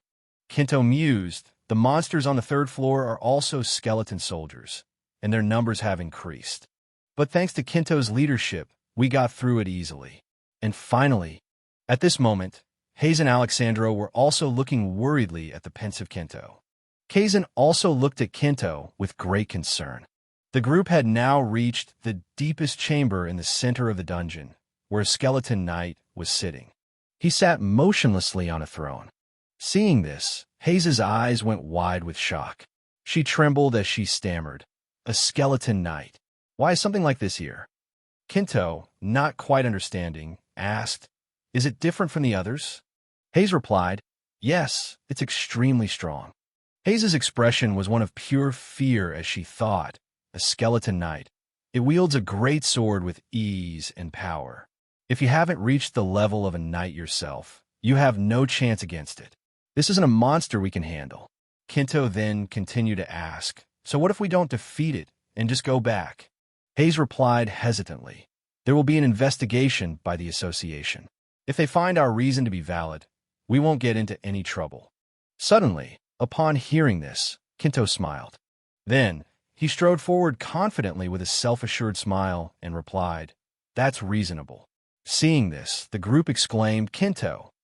The skeleton knight stood majestically, radiating immense power. It gave a menacing grin as it looked at its opponent. Yet Kinto didn't show a single trace of fear. A skeleton that can maintain its form while fighting? How interesting. Instantly, the skeleton knight took a stance and prepared to attack. Hayes's face showed clear astonishment. She reacted quickly, instantly creating a protective barrier. It's dangerous. 2 powerful sources of mana clashed against each other. However, Hayes's power seemed to be at a disadvantage. In just a moment, her barrier shattered. Thankfully, Alexandro managed to block the attack with his shield just in time. But then he too collapsed to the ground. This act made Kinto glance over, impressed. As for Alexandro, he was in utter shock. A single blow is that powerful? The attack from a skeleton knight had truly astonished him. It's too strong. It didn't stop there. A flash appeared in the skeleton knight's eyes again. This time, it swung its weapon with even more force than before. Yet Kinto remained completely calm. He stood before it, watching the knight draw closer. Incredibly, before the knight could even act, Kinto sent it flying with a single punch. It disintegrated in the most unexpected way. Kazan's jaw dropped in disbelief. Hayes and Alexandro were just as shocked. When it was over, Kinto casually dusted off his hands. He even added contemptuously, "Is that all you've got?" He then turned to look at the others. Suddenly, Kinto's eyes widened as if he had discovered something. He then called out, "Kazan." Caught off guard by his name being called, he stammered, "Why, yes." There was a treasure chest glowing brightly, and Kinto wanted to know, "Can you open it?" Kazan yelped, "No way. It's protected by a high-level lock. With my skills, I can't possibly open it." Hearing this, Kinto feigned disappointment. "Is that so? What bad luck." Kazan looked dejected as well. "It's a real shame, but we'll have to give up." It seemed that way, until Kinto swung his fist and smashed the chest himself. Kazan was once again terrified, and finally, the chest was smashed to pieces. Alexandro and Hayes stared at him as if he were some kind of alien being. What a guy. But Kinto didn't seem to mind. "The reward looks pretty substantial. Kazan, you clean it up?" He immediately followed the order. Kazan approached, his mind still reeling in shock. This is the first time I've ever seen someone open a chest by force. But one thing puzzled him.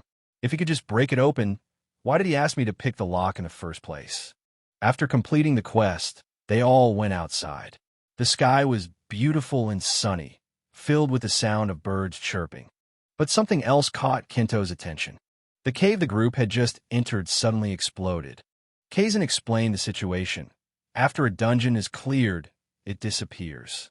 So I guess there weren't any secret rooms this time. Hearing this, Kinto grew curious. Secret rooms? Things like that exist here. And Kazan confirmed, they're dangerous, but they really do exist. Upon receiving this information, Kinto's lips curled into an excited smile. That sounds interesting. Seeing his attitude, Kazan felt bewildered. The guard captain heard something, and his face showed clear surprise. What? It's all done already. Right at that moment, just outside the city walls. The guard captain inquired about the situation. So, how was the dungeon? Kinto replied flippantly. It was a lot of fun. The captain let out a sigh of relief. I see. He then requested, everyone follow me. Sitting in a room, Hayes reported softly, there were no major issues. So the captain pointedly asked, then do you think that man, Manji, can stay in our territory? Hayes cautiously objected. I don't think it will be a problem. But the captain noticed one thing clearly. When talking about that Manji, she was being vague. He closed his eyes tensely. Conquering the dungeon wasn't the issue. It was how it was done. The real goal was to identify dangerous individuals. Kazan added, he's not the type of person who would cause trouble. But the captain knew clearly he's as strong as a wild beast. But he didn't harm anyone. It's so different from a typical Manji. Now, it was Kinto's turn to praise each person. Kazan did a great job as a rogue. He disabled traps and tried to open the chest. Alexandro is also an incredibly strong frontline warrior, and your prayers helped us a lot. Hearing this, the captain grew suspicious. How strange. Normally, when a stranger is forced into a party to conquer a dungeon, they don't praise others so warmly. In the end, he had to agree. Very well, you are permitted entry. But first, a word of warning. Even though you've been permitted, if you cause any trouble, you will be exiled. Be careful. Kinto affirmed, yes. Next, the captain handed over a pouch. This is the subjugation reward. You all can divide it amongst yourselves. As the captain knew, sometimes the guard would take the reward for themselves.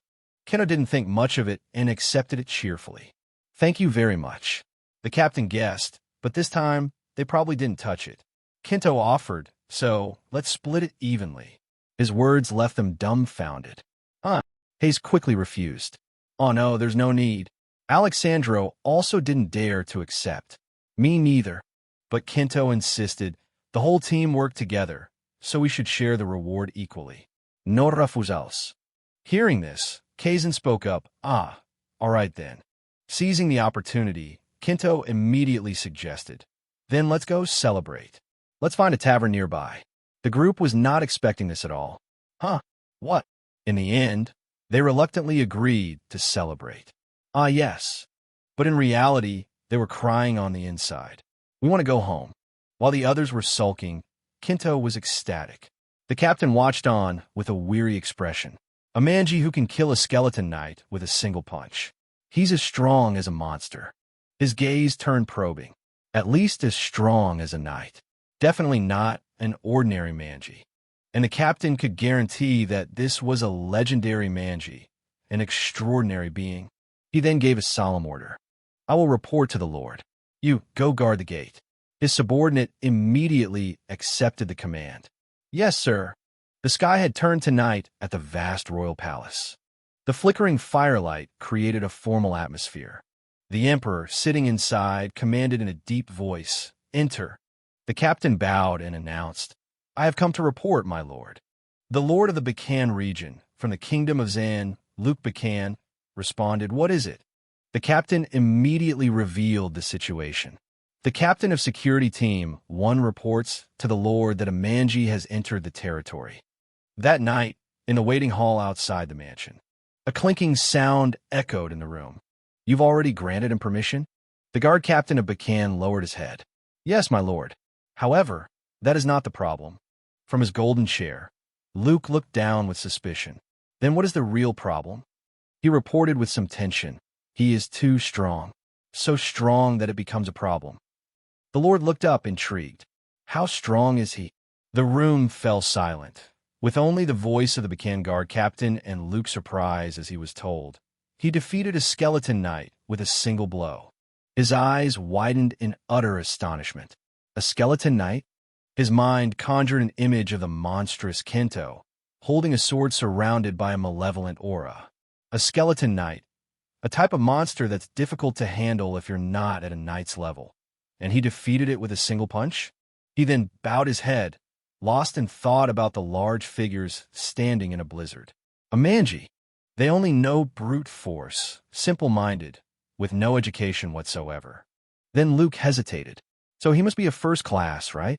The Bacan guard captain speculated. Perhaps so. The Lord wondered. Could he be even stronger? The Bacan guard captain's face was tense. I cannot say for certain, my lord.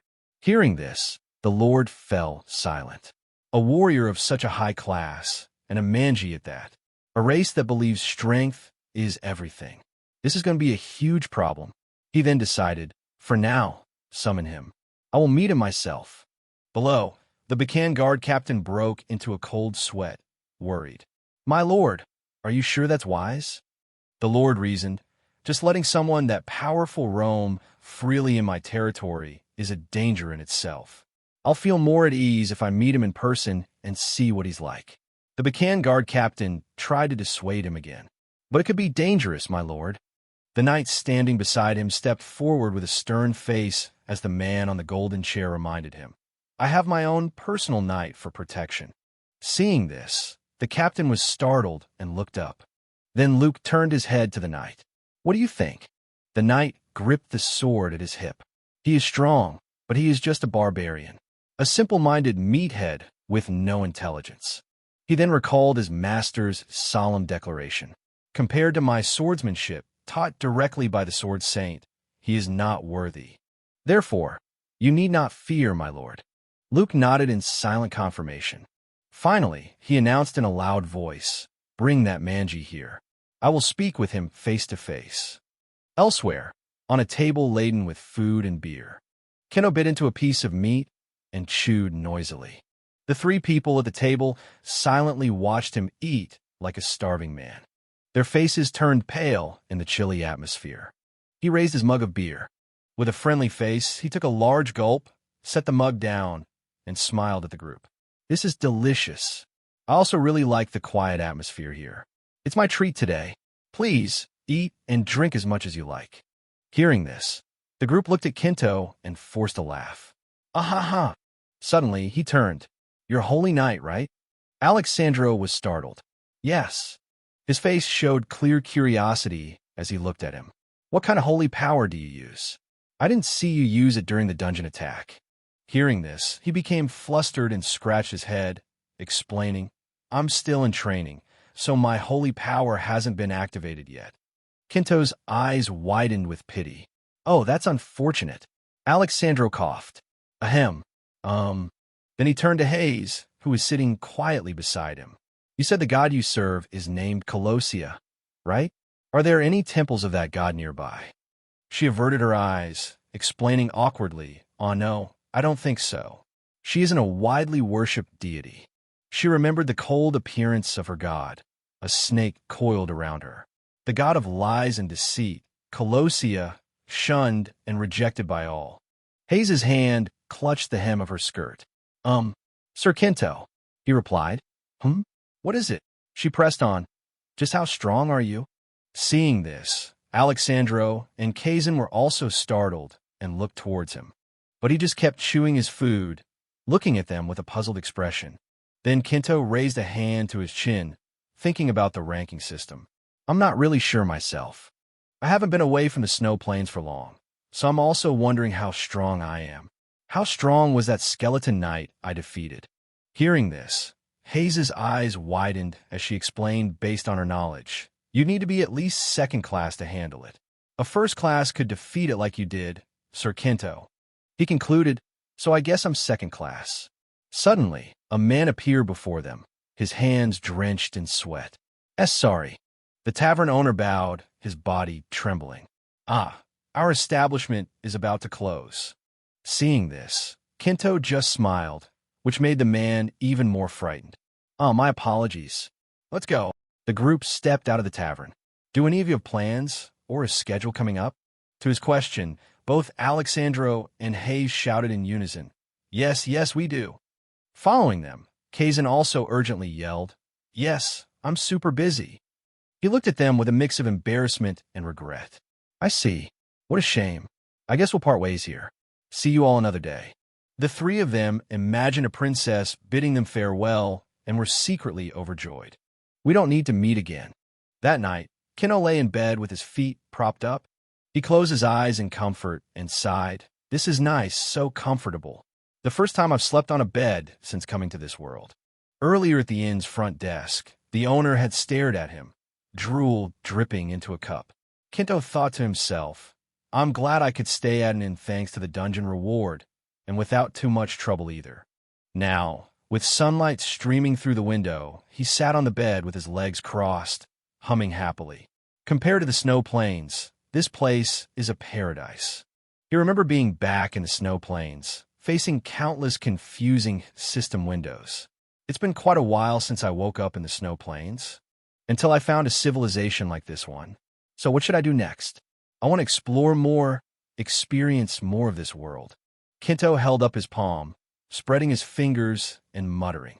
I want to go on an adventure, to set my own destination, to the holy land of the elves. His eyes grew distant, the magic tower and the splendid capital of the kingdom. He then fell asleep. The next morning, sunlight streamed into the room from the window. He groggily woke up. Kinto sat up, wiping the drool from the corner of his mouth as he heard a knock at the door. He went to see who it was. Behind the door, the Bacan guard captain looked at him hesitantly. Oh, did I wake you? My apologies. He looked at him, confused. Captain of the guard? What is it? The Bacan guard captain cleared his throat. Then he formally announced, The Lord wishes to see you in person. He muttered, Oh, the Lord. Then imagine the wealth and luxury of a lord. The Lord is the ruler of this land, the master of this entire territory. A person like that wants to see me? Kinto's face was dazed. This is definitely getting interesting. Kinto looked at the Bacan guard captain and announced, Can we go now? Let me get changed, and I'll follow you. The captain, however, was frozen in place, utterly bewildered. Did I come to the right place? How is it so easy to get Macomb? Afterwards, they walked through the bustling streets. In the market, people were trading and passing by.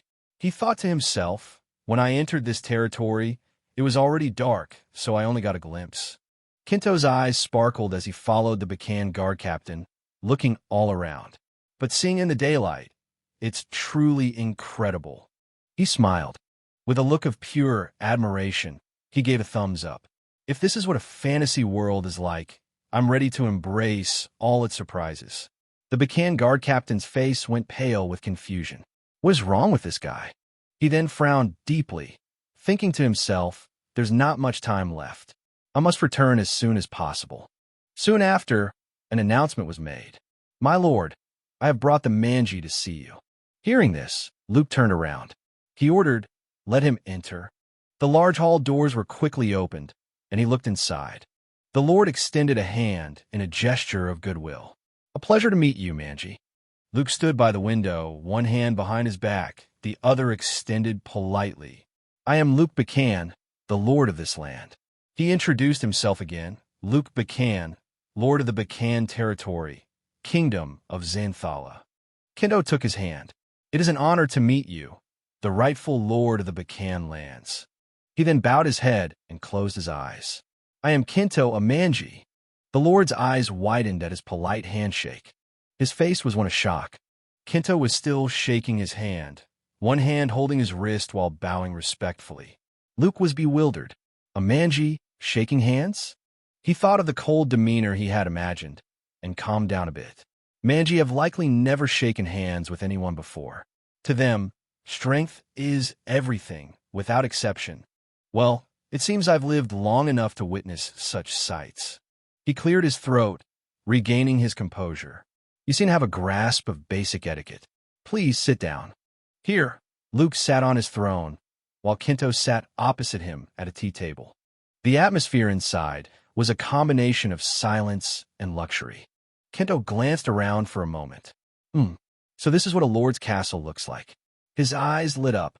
Even in a fantasy world, a castle looks just like it does in the Middle Ages. Huh. Before him stood Luke's knight, standing solemnly with his hands behind his back.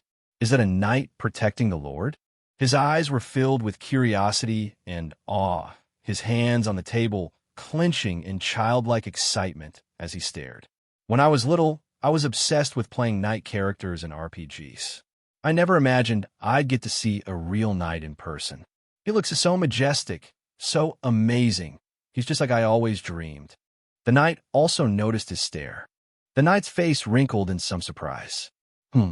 That bloodlust. He gritted his teeth in anger. That is unmistakably real bloodlust. How dare he emit such a powerful and oppressive bloodlust right in front of the Lord? To him, Kinto was radiating a murderous pressure.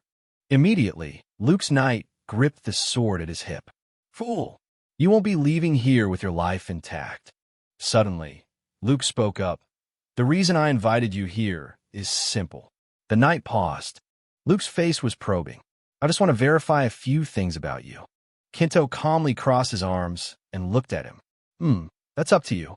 What is it you wish to verify about me? Next, he questioned, where did you come from? Kinto closed his eyes, recalling the snow-covered mountains. So that's what you're interested in. I come from the coldest place on this continent, a land buried in white snow. Hearing this, both men were startled in amazement. The land of eternal snow. The Lord stared at him, while Kinto remained with his arms crossed and eyes closed in thought. He really is the legendary Manji warrior, and now he's standing right in front of me. Then Luke looked down. What you say is hard to believe. Kinto crossed his arms and sighed. It's a harsh place. Whether you believe it or not is up to you. The Lord's voice echoed in the room again. Then let me ask another question. His gaze was sharp, probing him. How strong are you, Luke? He imagined Kinto rampaging wildly. The issue is whether his power is as terrifying as the rumors say. Hearing this, Kinto retorted, your question is flawed. I don't know the standards of strength here, so I don't have an answer. The Lord replied, I understand. Then Luke glanced at the knight beside him. The knight nodded in silent agreement. Luke made a proposal. In that case, would you like to have a sparring match with one of my knights? If you accept, I will ensure you receive a worthy reward. Kinto's face lit up. A sparring match? The Lord then added, of course, it won't be a battle to the death. I trust you can restrain your power. Hearing this, Kinto smiled. Now I'm interested. His excited laughter startled the other two. He's eager for a duel with the Lord's knight? In his mind, Kinto thought of the knights from fairy tales. A knight, and not just any ordinary knight, but a knight from a fantasy world. Asterisk, someone who possesses magic and an aura. A chance to witness his true fighting talent. Asterisk Kinto raised a hand to his chin and smiled with delight. I'm really looking forward to this. Luke's hands gripped the arms of his chair as he looked towards Kinto. And Kinto was displaying an aura filled with bloodlust. The Lord thought to himself, asterisk as expected, a Manji is still a Manji. No matter how polite and elegant he is, his wild nature, his thirst for battle and passion for combat, remains unchanged, asterisk. Kinto's excitement startled the other two men simultaneously. At the arena. Above, Luke sat on a chair, observing. Down in the arena were Luke's knight and Kinto. He stared intently at Kinto. Kinto also smiled with excitement. The Lord reminded the two, then, let's begin. I hope no blood is shed here. The bell was quickly rung. Luke's knight drew his sword and looked at him seriously. Consider it an honor to witness my sword skills, you Manji. Seeing this, Kinto just smiled back. I'm also looking forward to this battle. The knight gritted his teeth in anger. How dare he be so relaxed when fighting me? Luke's knight bent his knees, preparing to charge. I will show you. His eyes blazed with anger, sword aura swirling around him. The overwhelming difference in skill between us. Kinto calmly watched him charge forward. The knight screamed in his mind. Now then, let's see what you can do against me, you Manji. Before his eyes, at incredible speed, the tip of the sword split into three. Kinto's eyes widened. An illusion. The thrusting blades confused him. The sword split into three? He screamed internally. It must be an illusion. In front of him, three sword tips lunged forward. Kinto, with wide eyes, dodged them gracefully. No, this is no illusion at all. On the other side, Luke's knight continued his frantic slashes. Kinto dodged them one by one. Asterisk, all three swords are real. Is this his sword skill? Asterisk. He then observed and confirmed. Yes, Luke's knight gritted his teeth smugly. You'll have to struggle quite a bit to avoid my blade. Asterisk. The fact you've made it this far against me is praiseworthy enough. The slashes came faster and more relentlessly. But this fight doesn't need to drag on any longer. Asterisk. Suddenly, Kinto raised one hand. He flicked a finger, and the sword shattered into pieces. Luke's knight's eyes widened in bewilderment. What is happening? Kinto's hand was on his chest. His armor and sword were shattered. Kinto's hand forcefully grabbed the armor, deforming it. He then threw him backwards with great force. The knight was thrown until he was knocked unconscious. Above, Luke also screamed in horror. Die! What was that? Luke's knight's hand fell limp to the ground. He lay in a corner, a long skid mark on the ground beneath him. Luke stared at the scene, filled with fear and astonishment. Asterisk, just one punch. With just one punch, a first-class knight was defeated. What kind of terrifying power is this? Asterisk. Elsewhere, Kinto turned and walked away. He then smiled and asked the Lord, "So, the battle is over, right?"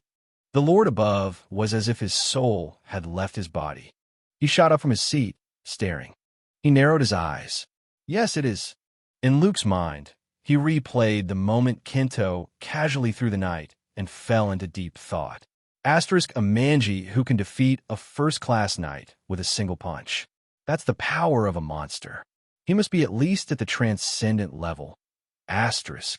Asterisk, but that's only the minimum level of power he's shown. The depths of his unrevealed power are hard to measure. Asterisk, his face darkened as he sat back down. A manji possessing such power could shake this entire continent. He then thought of the hero and his dragon. If so, I should inform that person, one of the rare few on this vast continent who bears the title of Sword Saint. Luke bowed his head and muttered, "It's time for him to make an appearance. I wonder if he'll be interested to learn of a manji like this." Suddenly, a voice rang out. "Are you talking about me?" Luke was startled and looked up. The window was wide open, a breeze blowing in. A shadowy figure appeared from behind the curtain, arms crossed calmly. Seeing this, Luke sighed. He rolled his eyes. "Your tastes are as peculiar as ever." Can's hands fiddled playfully. "Huh, doesn't everyone need a little fun and entertainment?" He then crossed his arms, his expression serious as he urged, "So, why don't you share that fascinating story with me?" This was the Sword Saint, Can. Luke stood up, using the armrest for support. He bowed to the old man. "It is an honor to have you here, even though I summoned you on such short notice. My respects to the great Sword Saint, Sir Can." The old man also smiled, but his eyes were sharp. Luke kept his eyes closed and his head bowed respectfully. In Luke's knight's room, he lay on the bed with his hand on his forehead. Ugh! The door was pushed open. Luke entered and asked, startling the knight, "Have you recovered?" He then shot up in a panic. "I will be fully recovered in a few days. My apologies, my lord." Can also walked in from behind. "You should be apologizing to me." He clasped his hands behind his back. "My foolish disciple lost to an unknown manji." The knight saw him and panicked. "Master!" The old man's eyes were drawn to the torn patch of clothing on the knight's chest.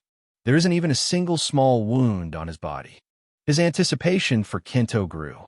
Asterisk, before I came here, I saw the boy's armor was shattered. Looking at the state of the armor, it wouldn't be surprising if he had died. Yet his clothes are only slightly torn, and his body is without a scratch. Could it be that the manji showed mercy? Asterisk. Kin rested his chin on his hand, assessing the situation. Asterisk, he is not an ordinary, foolish manji. He is someone who can control his power and strike with extreme precision. Asterisk, Luke's knight stammered, I understand." The old man's gaze was sharp.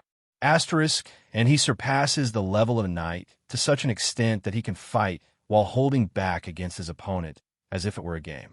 He must be at least at the transcendent level. As if on cue from Luke. Both he and Luke's knight were astonished. The Lord stuttered, "Hey, cha." Then he looked at Kim with doubt. "Forgive my impudence, but how does he compare to you, Sir Can?" The old man turned his head and asserted, "He is quite strong, but I am the sword saint. Even if he has transcendent level power, he still cannot touch me." Luke was a bit flustered. "I see," while the old man was still lost in thought. But I didn't see him use any aura during the fight. Yet his power has already reached this level. He added, much to Luke's surprise, "This is unthinkable by common standards. Is this the power of a manji from the snow plains?" Hearing this, Luke also bowed his head, thinking of Kinto in the snow plains. At first, I couldn't believe it either. But it seems he really did come from the snow plains. Suddenly, Kim looked up. A manji from the snow plains. The old man thought of the cold-hearted Kinto living in a blizzard. The legend of a survivor from the snow plains. Is he human? Or he stroked his beard cautiously. Or is he an otherworlder? Images of fierce snakes and snow bears flashed through his mind. But then he denied it himself. No, it can't be, which confused Luke beside him. He then thought of the demons and the ferocious white serpents, concluding if he really were an otherworlder, he is a man, he wouldn't have been so merciful. He was puzzled by Kinto's appearance. I was wrong, but he came from the snow plains. Why that place? And why now? Kim was lost in doubt. Luke, confused, asked, "Is something wrong, Sword Saint?" The old man looked up. "No, nothing. Let's put that aside for later. The Emperor as well." Then he thought of the soldiers entering the snowy mountains, always making the strangest requests. Can turn his head away. "No need to worry about that now." Luke, flustered, said, "I understand." Then the old man pressed, "Is that manji still in this territory?" Luke quickly replied, "Yes, he said he would stay here for a while, so he must be." Hearing this, the old man also turned to leave. His face was serious and curious. I must test his strength for myself. The next morning, sunlight shone down on a white castle. The Bacan guard captain asked him, "What are your plans for your next step?" He then stared at Kinto expectantly. Kinto hesitated. "Well, I guess." Earlier, a bag of gold was placed on the table. "This is the reward for the recent battle." And the Lord interrupted, then closed his eyes and announced, "From now on, I will not interfere with your actions in this territory." Now, Kinto stroked his chin, considering. "I don't have a clear plan, but it would be better if I could get my identity confirmed here. Having to conquer a dungeon every time I enter a new territory is really a hassle." The Bacan guard captain looked at him and made a suggestion. "If you're worried about that, there's a way. You can find someone of high status to sponsor you and confirm your identity. Or," he paused, making Kinto curious. "Or what?" He continued, "You could become a mercenary." He closed his eyes, thinking of mercenaries, and explained, "If you accumulate enough achievements and are recognized by the Mercenary Guild, your identity will also be accepted." The Bacan guard captain also had his own thoughts. However, mercenaries are just people who do odd jobs. It's difficult to get your identity confirmed until you reach a certain rank. With this manji's power, finding a sponsor would be the easiest option right now. Kinto muttered, "A mercenary." His eyes lit up with curiosity. "Is it a way like that?" In his mind, he pictured the cool fighting image of a mercenary and fell into a daydream. Mercenaries are professionals who take on quests to slay monsters and escort caravans. They are a symbol of a romantic fantasy world. If so, Kinto smiled excitedly. "Where do I have to go to become a mercenary?" The Bacan guard captain looked up at him in surprise. There's a guild in the city." His face was full of excitement, his eyes sparkling as he smiled. "Take me there." The captain stared at him, dumbfounded. "All right." Explaining about mercenaries. Mercenaries, those who wander everywhere to complete assigned quests. Some see them as a symbol of romantic freedom. But in reality, Mercenaries are the lowest class in society, for those whose identities are not yet recognized. They are attacked by monsters in dungeons, and even strong mercenaries often die in unexplored dungeons or just sacrifices for dark deeds. Therefore, low-ranking mercenaries are often crude, dirty, and loud. At present, the man in green angrily punched the man in brown. "You bastard! You dare touch me?" This was the mercenary guild. The man in brown's body fell onto a table. He then jumped up and cursed. "Looking for a fight, are you?" The man in green also shouted, "Come at me if you've got the guts." The others standing around cheered. "Hey, the one on the right. I'm betting on you. Go for the win. I'm betting on the one on the left." They rushed at each other, pulling hair, punching, and kicking. Beside them, a pink-haired woman adjusted her documents while glancing at Rosa.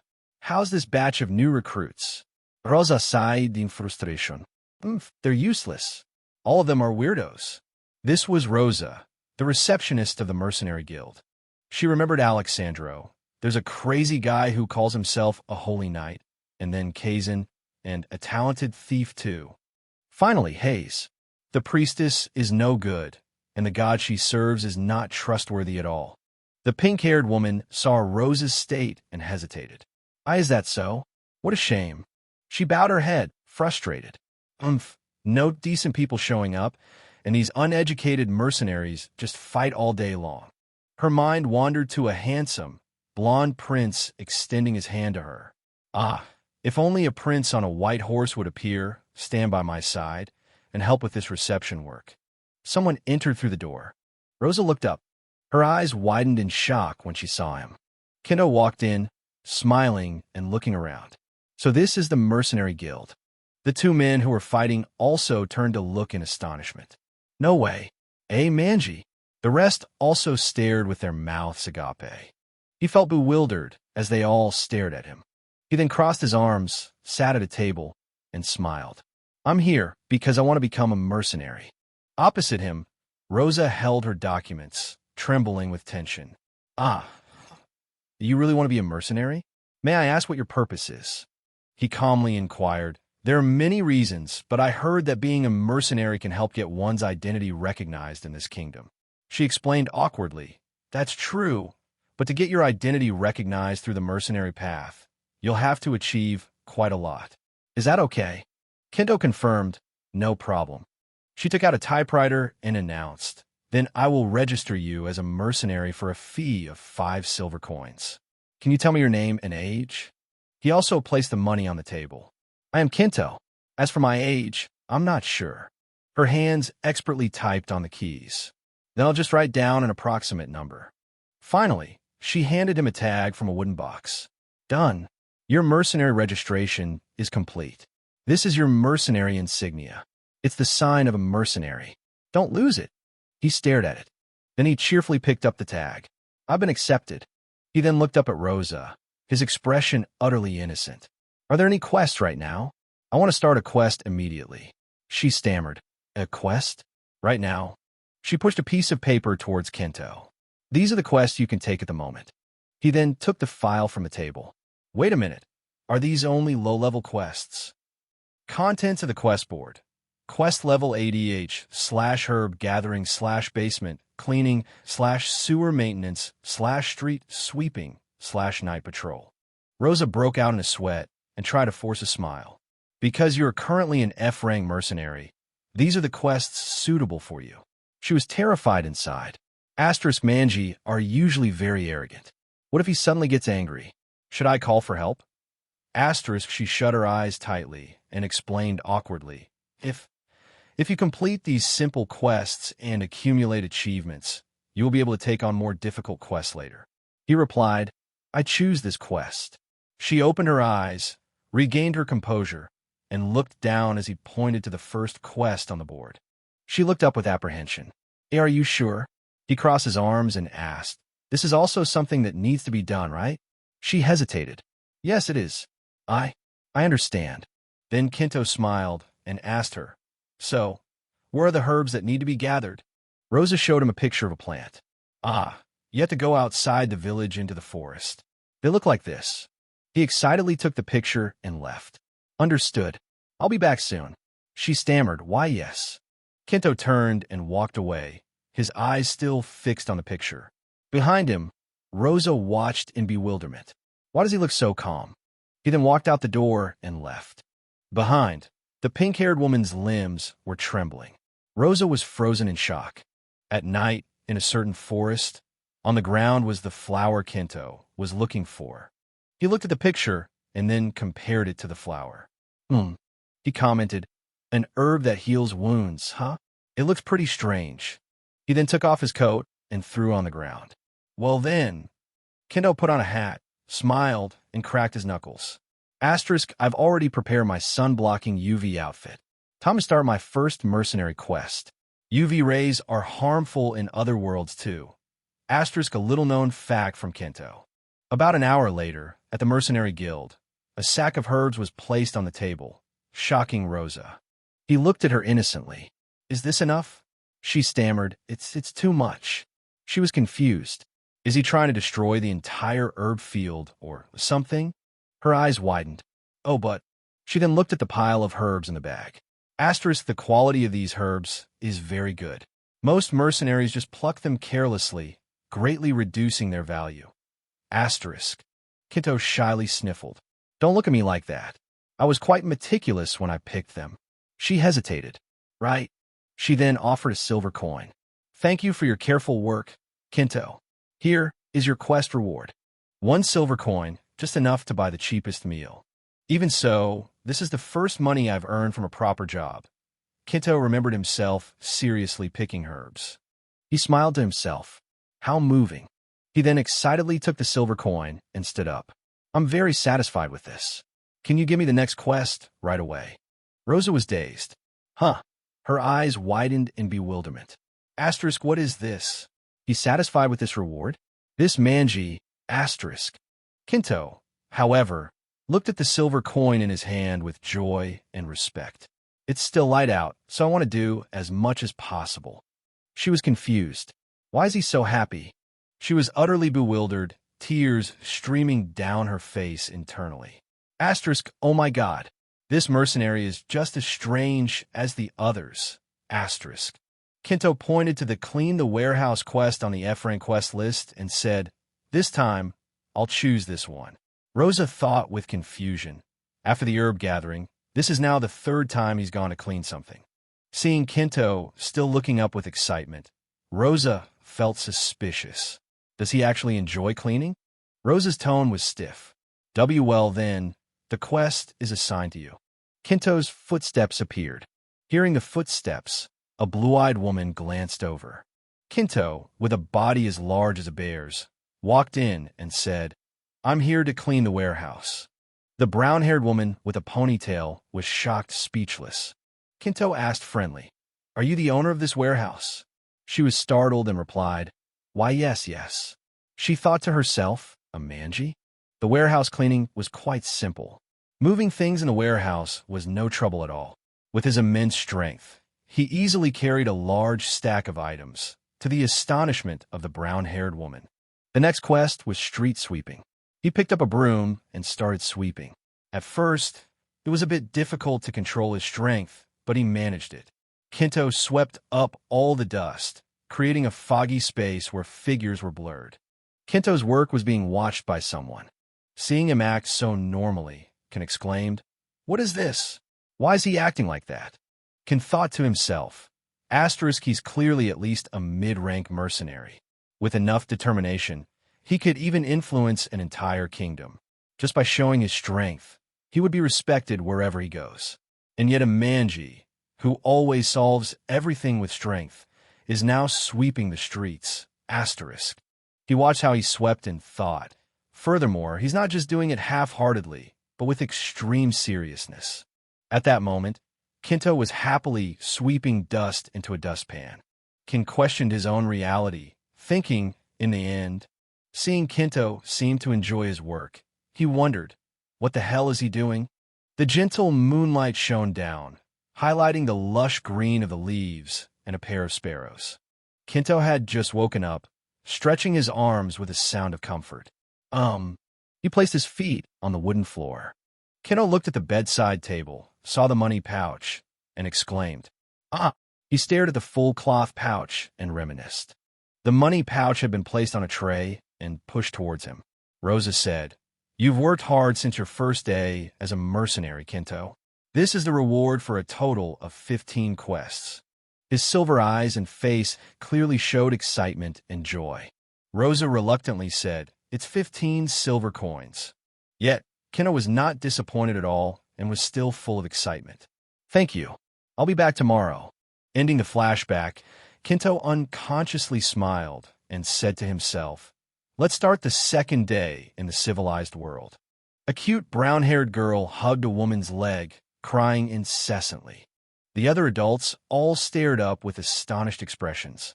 Kinto walked calmly under everyone's gaze. Suddenly, he stopped in his tracks. Kinto wondered what's going on over there.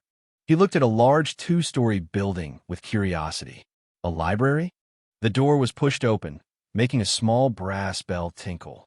The librarian, with her hair tied up neatly, said politely, "Welcome." But halfway through, she gasped in horror at Kinto's massive size. He, however, asked politely, "May I read some books, please?" That embarrassing incident passed, and Kinto successfully borrowed a book. He excitedly held the book, which was only as big as his hand, and read it intently. The librarian with the neat bun saw this scene and was rendered speechless. Can, hiding outside, thought in disbelief, "Asterisk, a manji is reading a book?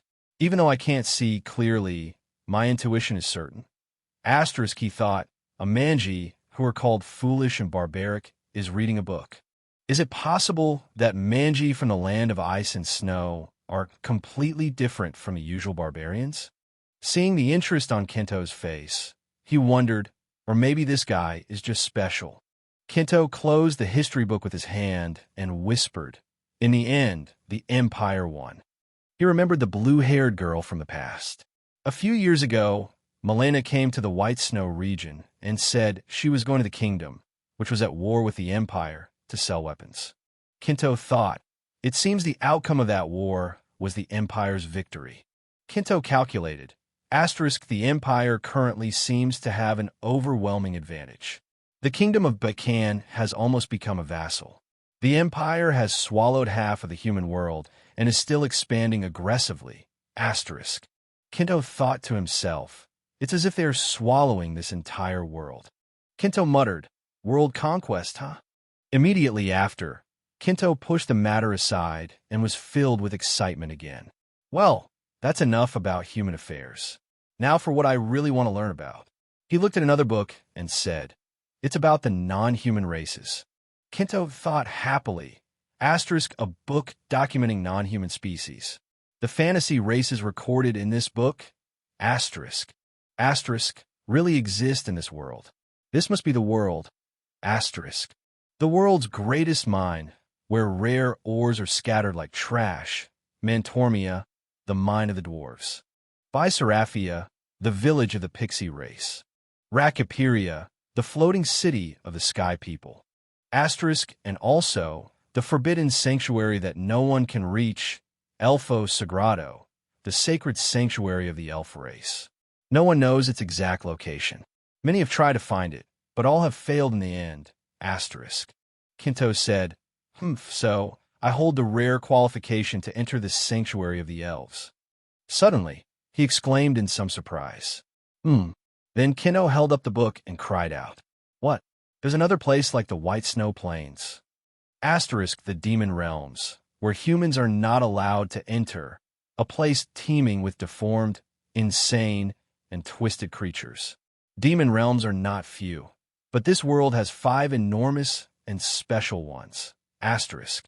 Among them is the Silent Forest, a place of silence and endless fear. The Abyss, a place that plunges the world into a deep pit of evil. The Deep Sea, where souls still breathe and live. The River of Souls, where nothing exists.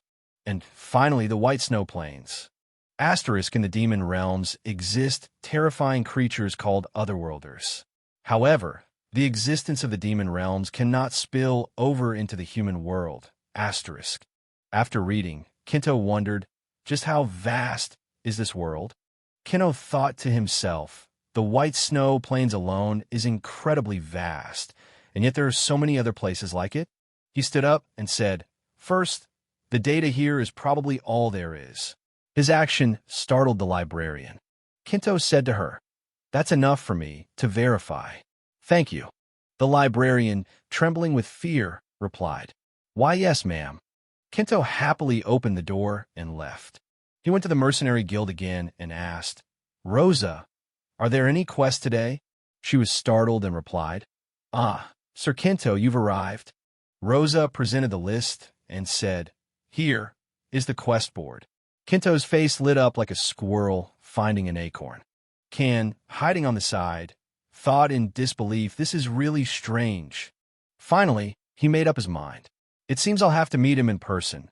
Finally, after a long period of secret surveillance, the Sword Saint, Kan, made his move. At this time, the moon was high in the sky, and the streets were very deserted. Kinto was walking down the street. As he walked, he smiled with satisfaction. "I've handled more than 10 commissions today. Even with these small jobs, handling this many brings in a decent income. If I keep up this pace, the day I'm recognized as a true mercenary probably isn't far off." As he walked and whistled, someone hiding behind a wall was watching him. Seeing Kinto approach, the person stepped out, to his surprise. It was none other than the Sword Saint, Kan. The two stood facing each other for a long time. Kinto spoke first. "You're the one who's been following me all day." Kan heard this and was utterly shocked.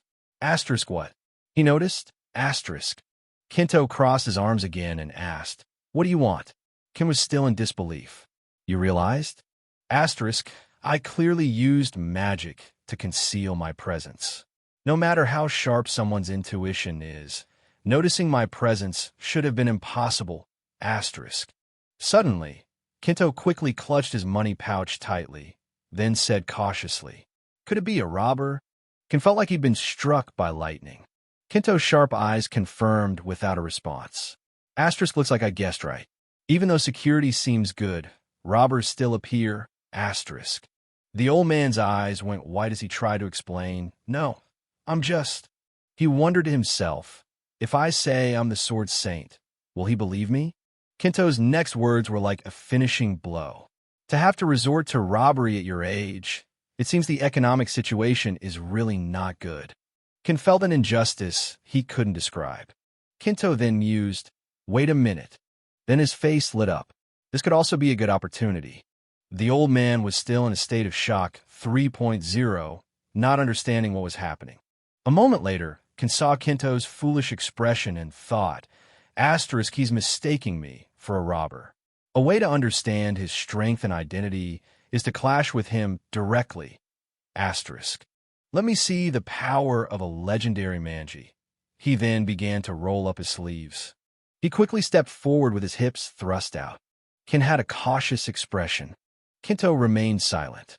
He then suddenly disappeared from the old man's sight. Kan exclaimed, "He disappeared? What?"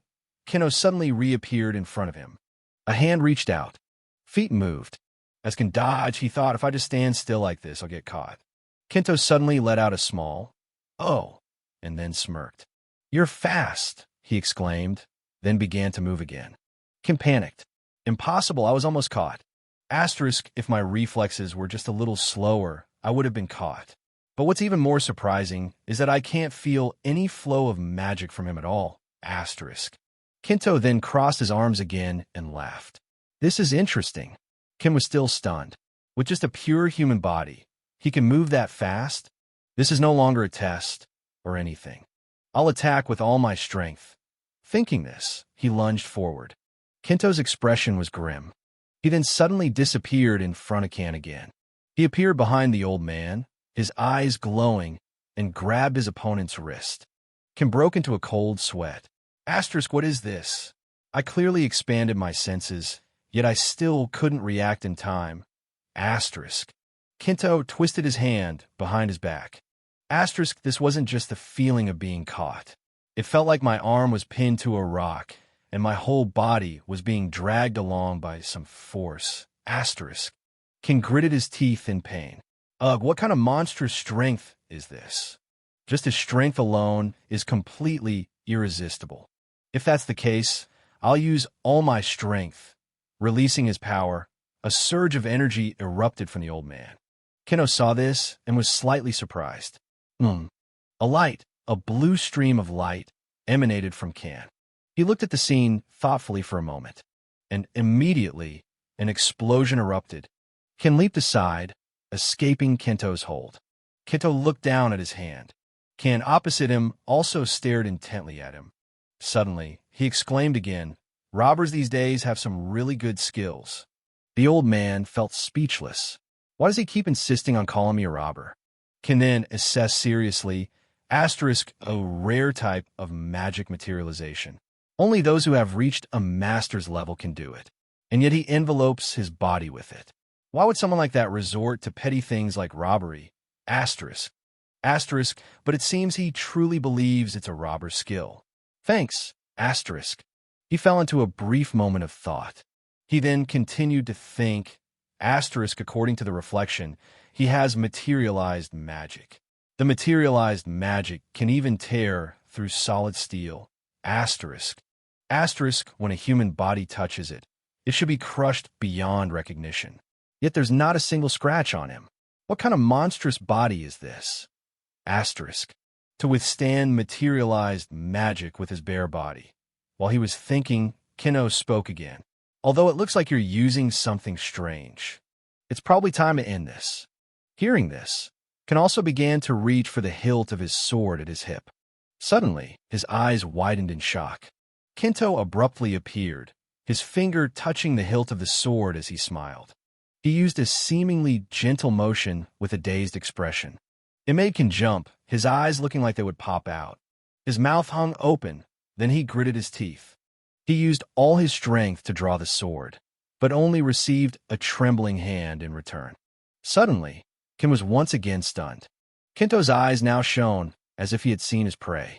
The old man screamed like a madman in his mind, while tears streamed down. Is this the end?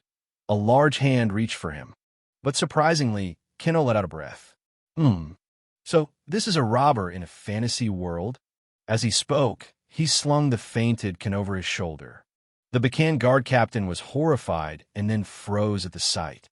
Oh my God, what is happening? Kinto was carrying Kan so casually that it made him think in surprise. What strange thing is happening here? Why is the sword saint Kan here? He was neatly tucked into a bag. The captain felt horrified. Don't tell me that Manji dared to attack Sir Kan. What should we do now? Suddenly, Kinto spoke up. I just caught a robber. Hearing this, his eyes widened and his jaw dropped. A robber? Kinto, carrying him, flashed a bright smile. If I turn him over to the guards, that will count toward my mercenary achievements, right? The Bakan guard captain stood stunned, dazed for a long time. Regaining his composure, he asked gently, what exactly is the situation here? A person who has reached the pinnacle of transcended skill. The sword saint can and that great person was captured by a Manji in an extremely embarrassing and humiliating posture. He said softly, that person is not a robber. Kinto's expression changed, becoming serious again. You know him? So you're his accomplice. The Bakan guard captain's feet formed a V shape. He then saluted him with great politeness and formality. The one and only sword saint of the kingdom of Xanthala, I offer my deepest respects to the sword saint, Kan. Hearing this, Kinto looked down at him. What? Kinto looked down in astonishment at the person he had been carrying. The sword saint, that noble title being called a robber? Kinto grumbled. No way, this old man is a real robber. He attacked me to steal a few silver coins. The captain looked straight into Kinto's eyes and refuted. No, he really is the sword saint. I could never mistake that face. I can't believe it's true. Kinto quickly replied, maybe he's a sorcerer using magic? The captain felt frustrated, closing his eyes tightly to explain further. If he were a sorcerer that powerful, he would be honored as the sword saint. Kinto couldn't accept the truth. Or maybe sword saint is just a fancy name for robbers? The captain was helpless. What nonsense are you talking about? This back and forth continued. So, he's really the sword saint? Yes. Kinto still looked at him, dazed. I will report this to the Lord. A moment later, Luke slammed the table and shouted angrily, What? Kin has gone missing? Kinto bowed his head, expressing his respect for the people here. I am sorry. I should have let him explain. Facing Kinto, Kin replied, No, it was my fault too for not saying anything. The two of them sat in silent contemplation, one large, one small. Luke walked into the room, horrified at the sight before him. What the hell is going on here? I thought Sirkin would find that manji to challenge him, but I never thought he would lose. Sirkan's face was contemplative. Sirkin was defeated by the manji. I don't know the details, but it's the truth. He looked towards Kinto, and a thought flashed through his mind. So that means that manji is stronger than the sword saint? He then turned his gaze back to Kin of course. Even among the transcendent, there are different ranks. Sirkin only recently achieved the title of sword saint, so perhaps he is at a lower level. But regardless, the sword saint is someone who has achieved the noble title of sword master, and that manji defeated such a person. He looked at Kinto, imagining an even more terrifying form. That makes him a completely uncontrollable entity. Luke was so horrified that sweat dripped down his face. My head is throbbing. Then Luke offered some advice. It seems there has been a misunderstanding here, so I will take my leave. The two of you should talk things out clearly. After saying that, he left the room. That's that. The two sat in silence again. Kinto looked at Can as if he wanted to say something. Sirkin sipped his tea and thought, how embarrassing. Even so, I can't argue. It was a complete defeat. My pride wasn't just hurt, it was completely shattered. He put down his teacup, Kin placed a hand on his chest, and held his head high. Let me introduce myself formally. I am a sword saint, Can. Kinto asked, Is sword saint your last name? He replied softly, When one reaches the realm of the sword saint, one's human name becomes nothing but emptiness. Kinto asked again, I see. By the way, what you just showed me was the skill of a sword saint, right? The old man's eyes looked as if he had just remembered something. Then, from his hand, he released magic with a green light. You mean this? Kinto's eyes widened. He seemed very interested in this unique magic. Oh, then he thought of the scene when he unleashed the magic. At first, I thought it was just some robber's trick, so I didn't pay much attention. But now that I know it's a sword saint skill, I'm starting to get interested. Sirkin immediately explained more clearly. This is the manifestation of Axel, also known as aura. Kinto was surprised. Oha! His eyes were full of pride for that magic, his cheeks suddenly blushing. So that's aura. Unable to contain his excitement, Kinto stood up, his eyes shining. How can I learn it? The old man looked down at the inherent magic in his palm. Basically, you have to control your magic and manifest it outwards. Kinto asked, So, is Axel the same as magic? He began to explain with admiration. Axel is the name for the essence of mystic arts. When you use it as aura, you are a swordsman. When you use it as mana, you are a sorcerer. Kinto smiled. So swordsmen and sorcerers both use the same type of energy called Axel. Would you be willing to teach me that skill? Kin stood up resolutely. It's embarrassing to admit, but I'm still learning and haven't truly mastered this technique. Kinto's scary face appeared. I'm begging you. Please teach me. The old man hesitated. All right. Then, Can's face became serious. But do you really need my guidance? Aren't you stronger than me? Kinto sat down and crossed his arms. I don't know anything about Axel or swordsmanship. The truth is, I just swing my sword around randomly. The old man was surprised and asked, Really? He then imagined himself explaining, making Kinto admire him. That's right. I am the sword saint. I may have lost, but I haven't even drawn my sword yet. All right. I'll teach him the way of the sword and show him its greatness, and I'll regain my pride. Snapping out of his thoughts, he quickly agreed. All right. I am the sword saint, a user of the sword. Without a sword, I am just a half-baked person. Suddenly, things didn't go as he thought. I thought so. No wonder you were so weak. It's because you didn't use a sword. Ken was stunned. That's right. Kinto crossed his arms. I mean, to be called a sword saint and have only that much power? I thought something was wrong. The old man was angry. This kid, Kinto added, if you had used a sword, you probably would have one. The old man was dissatisfied. Could I have one against him just by using a sword? Kinto was happy again. I'm really looking forward to this. In contrast, Ken was sad. Asterisk my pride. I'll get it back, right? I feel like I'm going to be crushed even more miserably. Asterisk. Before regressing, I used to practice sword skills. Kinto thought. Asterisk, but this is the true mystical sword skill, a miraculous sword skill that utilizes Barbarian. This is the mystical sword skill. Asterisk. In the training yard, the sword saint Ken had a serious expression. He held his sword with one hand, his stance angled as he instructed. The most prominent feature of my sword skill is the combination of illusion and reality. When you face my disciple, what did you see? That knight is your disciple. Kinto recalled the knight beside the Lord. He pondered for a moment and then answered honestly. His sword skill split into 3, and all 3 were real attacks. Kinto keenly realized, oh, so that's what you meant by combination. He suddenly asked, that's a technique based on skill rather than strength, right? Ken affirmed, exactly. He explained, sword skill is the art of blending swordsmanship with mystic arts, and the one who reaches the pinnacle of that path becomes a sword saint. As he spoke, he made a sword stroke, and from the disciple's fan, vibrant green streams of life force began to rise, as if illuminated by sunlight, vivid and intense, enveloping and dancing on each blade. Kinto admired, his eyes sparkling as he looked at him, his tone excited. Oh, so that's aura. The sword saint Ken stiffened and replied awkwardly, yes. He closed his eyes, his heart a little restless. I still find it hard to believe this is happening. Ken cleared his throat, ahem. He raised his other hand to grip the lower part of the hilt. As he spoke, I think talking about combining illusion and reality sound a bit abstract. A wave of emotion surged within Ken. I am actually teaching sword skills to a manji. Outwardly, he maintained an inscrutable calmness. He thrust the sword forward under his shoulder, his voice serious.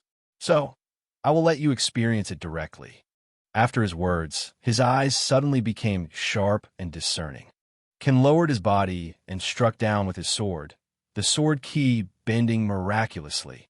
The tip of the sword struck hard, shattering the floor and leaving a deep gash. And from the point of impact, the aura directly split into 5 paths, each carrying sword intent and shooting forward. Kinto was shaken. Your sword skill. Seeing the sword intent clearly split into 5 paths and finally converge on the target, he was in awe and disbelief. It split into 5 parts. The dust from the impact quickly dissipated, revealing a concave hole in the wall. The sword saint's voice was slow. There are many techniques that create illusions with aura. Ken looked at him sharply. But turning those illusions into reality, only my sword skill can do that. Kinto was dazed. The move you just performed. Before he could finish, the old man proudly pointed a thumb at himself. Yes, that's a secret mystic technique. What do you think? Kinto answered bluntly. I think I can do it too. Ken was shocked, speechless. With this naively sarcastic atmosphere, the sword saint, frozen stiff, retorted, What are you talking about? He thought indignantly, Asterisk, I've dedicated my entire life to the way of the sword, combining natural talent with relentless training. It was so difficult to achieve this. How can a manji who has only seen it once possibly learn it? Asterisk. I will show you, Kinto said confidently. Ken looked at him, startled. That is an axe? He smiled brightly, a large axe resting on his shoulder. He took a wide step forward. Kinto lowered his body and swept the axe behind him. He then used his speed to swing the axe several dozen times in a single second. Ken's eyes widened. That sword's skill. He watched him swing his arms and slash wildly, his mouth agape in astonishment.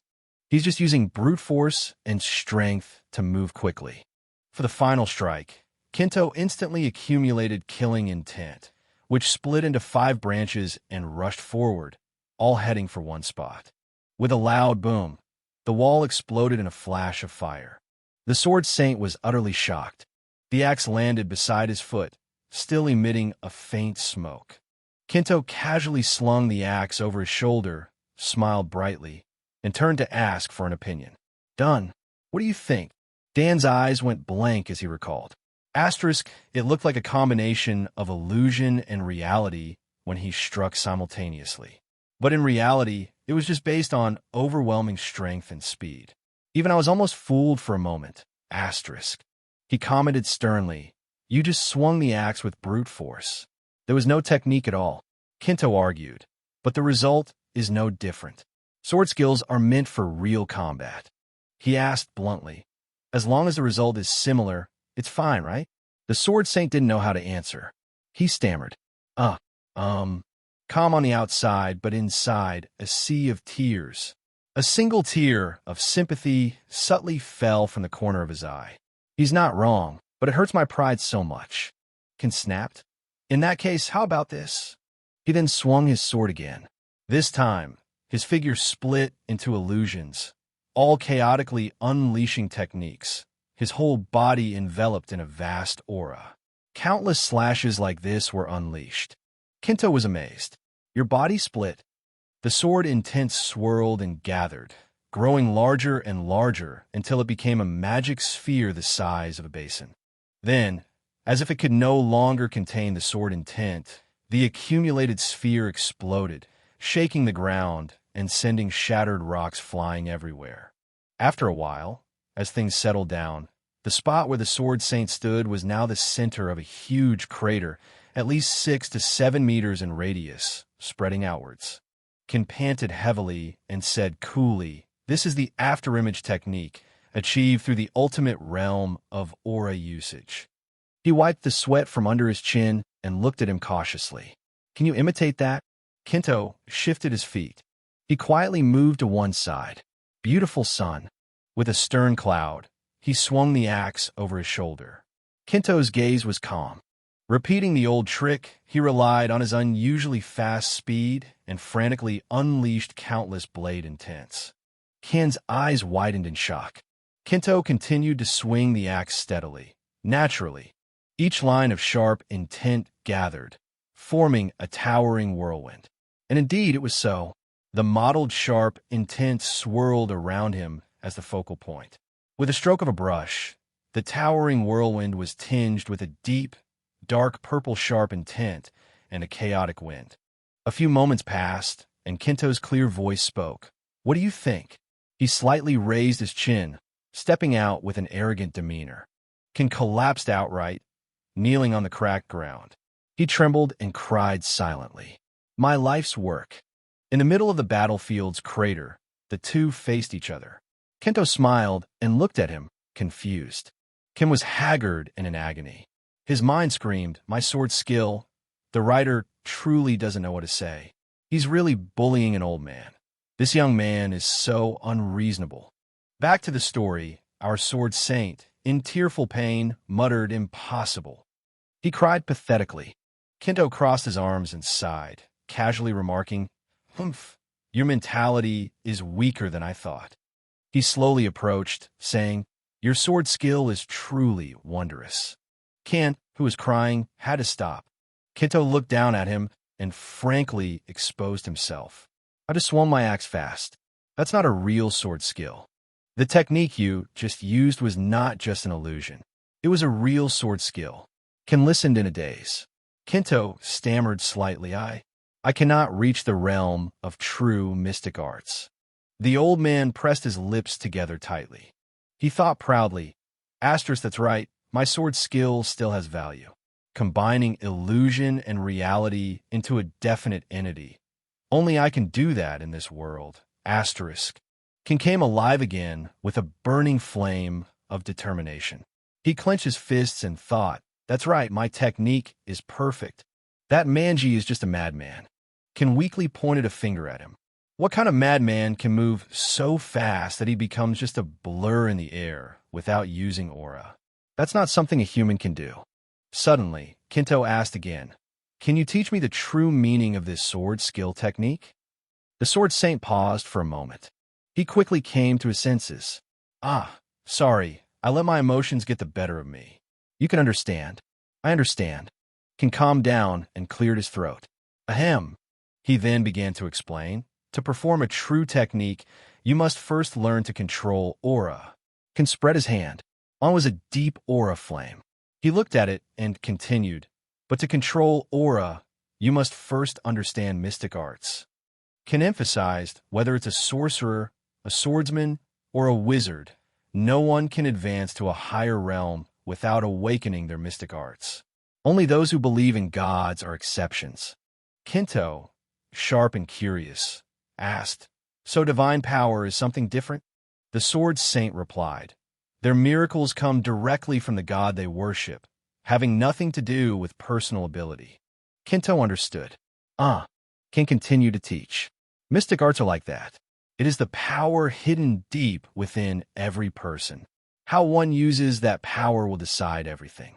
Kinto looked at his hand, which was emanating aura, and concluded, "So, to use aura, absorb magic, or control spirits, the foundation of all mystic power comes from understanding mystic arts."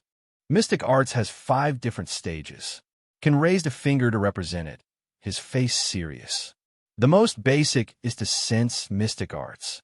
That is the realm of recognizing, discovering, and perceiving mystic arts. Kinto said honestly, "Not everyone can perceive mystic arts, right?" Kin said that was a matter of course. If you don't have talent, you can't sense it. He continued, "Those who can sense mystic arts, we call them third class." Considering further, Can explain clearly, the ability to use mystic arts is divided into 5 levels. Third class is the first level. Kinto suddenly remembered Melena seriously explaining to him. She once said, "Normally we classify them as third class, second class, first class, transcendent, and hero." Those words gradually matched up. Those are the 5 main levels of mystic arts. Kinto secretly thought, "Oh, so that's how it is." Can continue to speak. In reality, it's just a classification to make it easier to understand. Even within the same level, there are still large discrepancies, and the boundaries between people of the same level are not clear. Just grasping this concept is enough. Kinto said seriously, "I understand what you mean." The old man said calmly, "Then let's begin." Kin was blunt. The first step of mystic arts is to sense mystic arts. Feel everything around you. Kin closed his eyes. He led, and Kinto also closed his eyes to feel. Receiving magic means awakening a new awareness that has never appeared in you. Extend your senses to the utmost. In his mind was the sound of the grass and trees outside, through Kan's voice. Welcome the wind that flows past you. Receive the warmth emanating from the earth. Perceive every movement in the vibrating air, even the sunlight in the sky. And in the midst of them, search for a special presence. Kinto sat in meditation, trying to feel the things around him. Suddenly, he opened his eyes. The connection was broken. "I don't feel anything." Hearing this, Ken also looked at him, bewildered. The atmosphere became awkward. The two sat looking at each other. The old man was very embarrassed. "Oh, really? I thought with your ability, you would feel it right away." He then thought of people with good abilities who could easily gather energy. It's not necessarily a rule, but strong people, even if they lack magic, are often easier to learn magic. Maybe you're an exception, you wild man. Seeing this, the old man also touched his beard and looked bewildered. Or is it because of the White Emperor's essence? In his mind, he remembered the people in his homeland. I don't know. No one around me has ever felt something called magic. People from the Hongji, Wangji region are like that. Seeing this, the old man tried to explain that actually, the vast majority don't easily learn magic. Let me try to transfer energy directly into you to open a path to magic. Opposite him, Kinto looked bewildered. He looked with wide-eyed admiration and excitement. "You going to transfer your internal energy?" The old man looked at him seriously, almost like that. His face was full of excitement as he pointed to himself with great solemnity. All right, I'm mentally prepared. The old man also looked on in bewilderment. Already, Kin stood up. Ready. He then circled behind him. Kinto's eyes sparkled with anticipation. The old man reminded him, roll up your sleeves. Now, relax your whole body, focus on your inner self, and channel all your senses into your body. The old man's hand touched his back. Now, receive the magic I am transferring into you. His face fell in astonishment.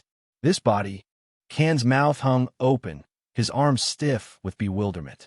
Is he really human? He imagined his body was like a solid block of stone.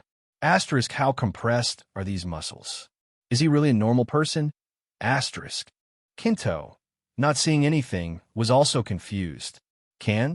The old man then pulled his hand back, startled. Ah, sorry, my mind wandered for a moment. He then announced, let's begin. The old man's hand began to transfer energy. He closed his eyes confidently. Asterisk, I will start the flow of internal energy. The key is to awaken the path of magic within you. Finding it is the goal. It's not that difficult. Asterisk. Kinto, however, was seriously feeling. Kin stiffened. The old man's eyes widened in bewilderment. What's wrong? The old man's body froze, while Kinto hugged his knees and smiled with excitement, waiting. Asterisk, I can't find the path of magic in his body. No, to be more precise, asterisk.